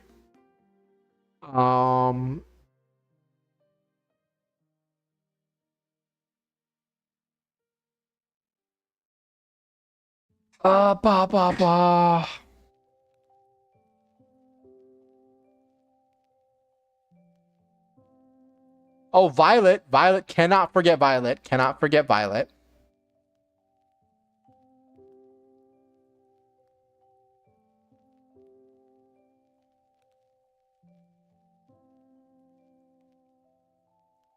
And all right, so to all those people, I say thank you for participating in chat. You made the stream so much better by being here and by giving me stuff to interact with.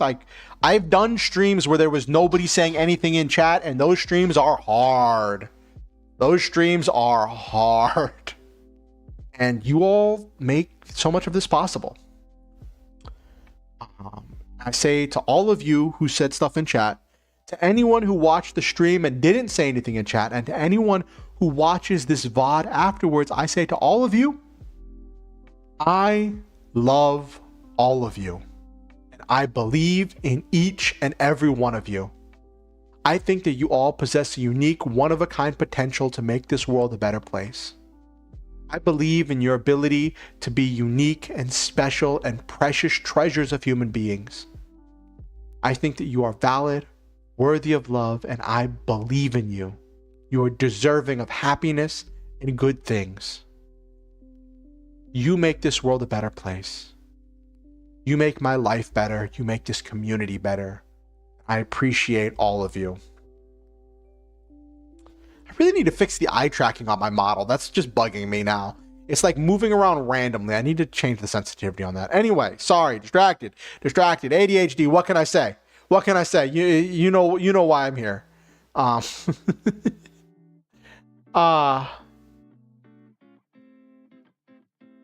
Yes, it was great having you, Violet.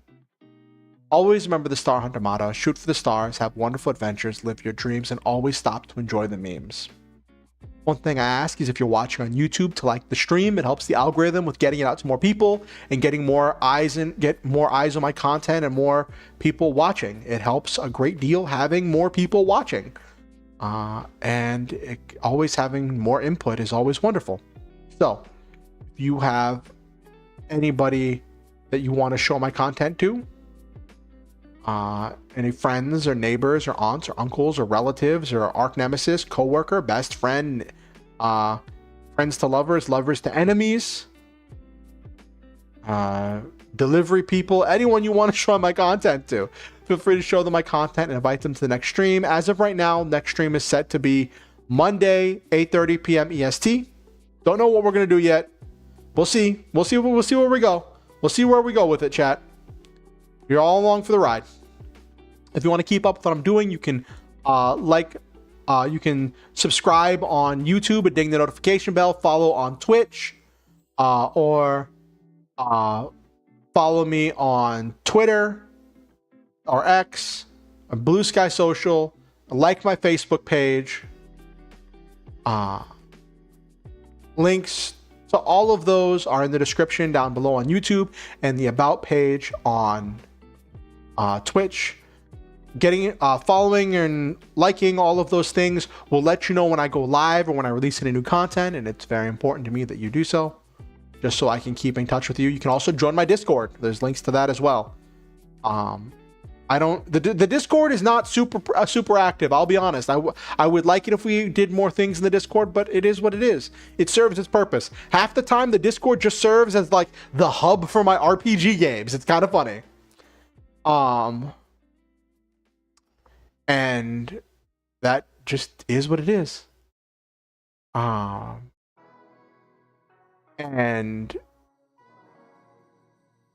yeah.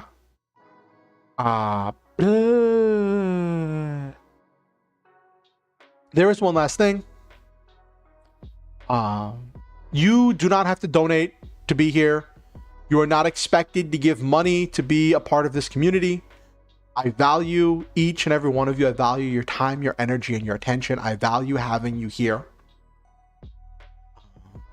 But with that said, I do very much appreciate the people who do donate to help make things possible and help me do things and help make things possible in my life.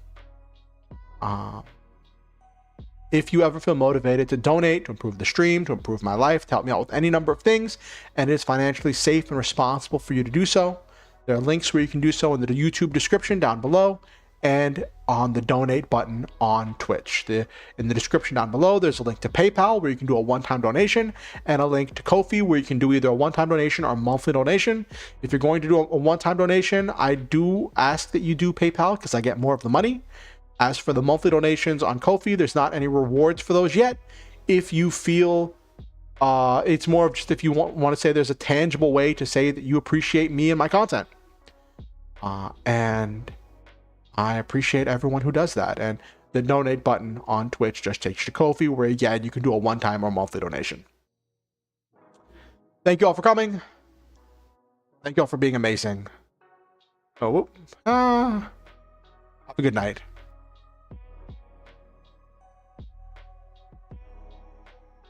Okay. Good night, everybody.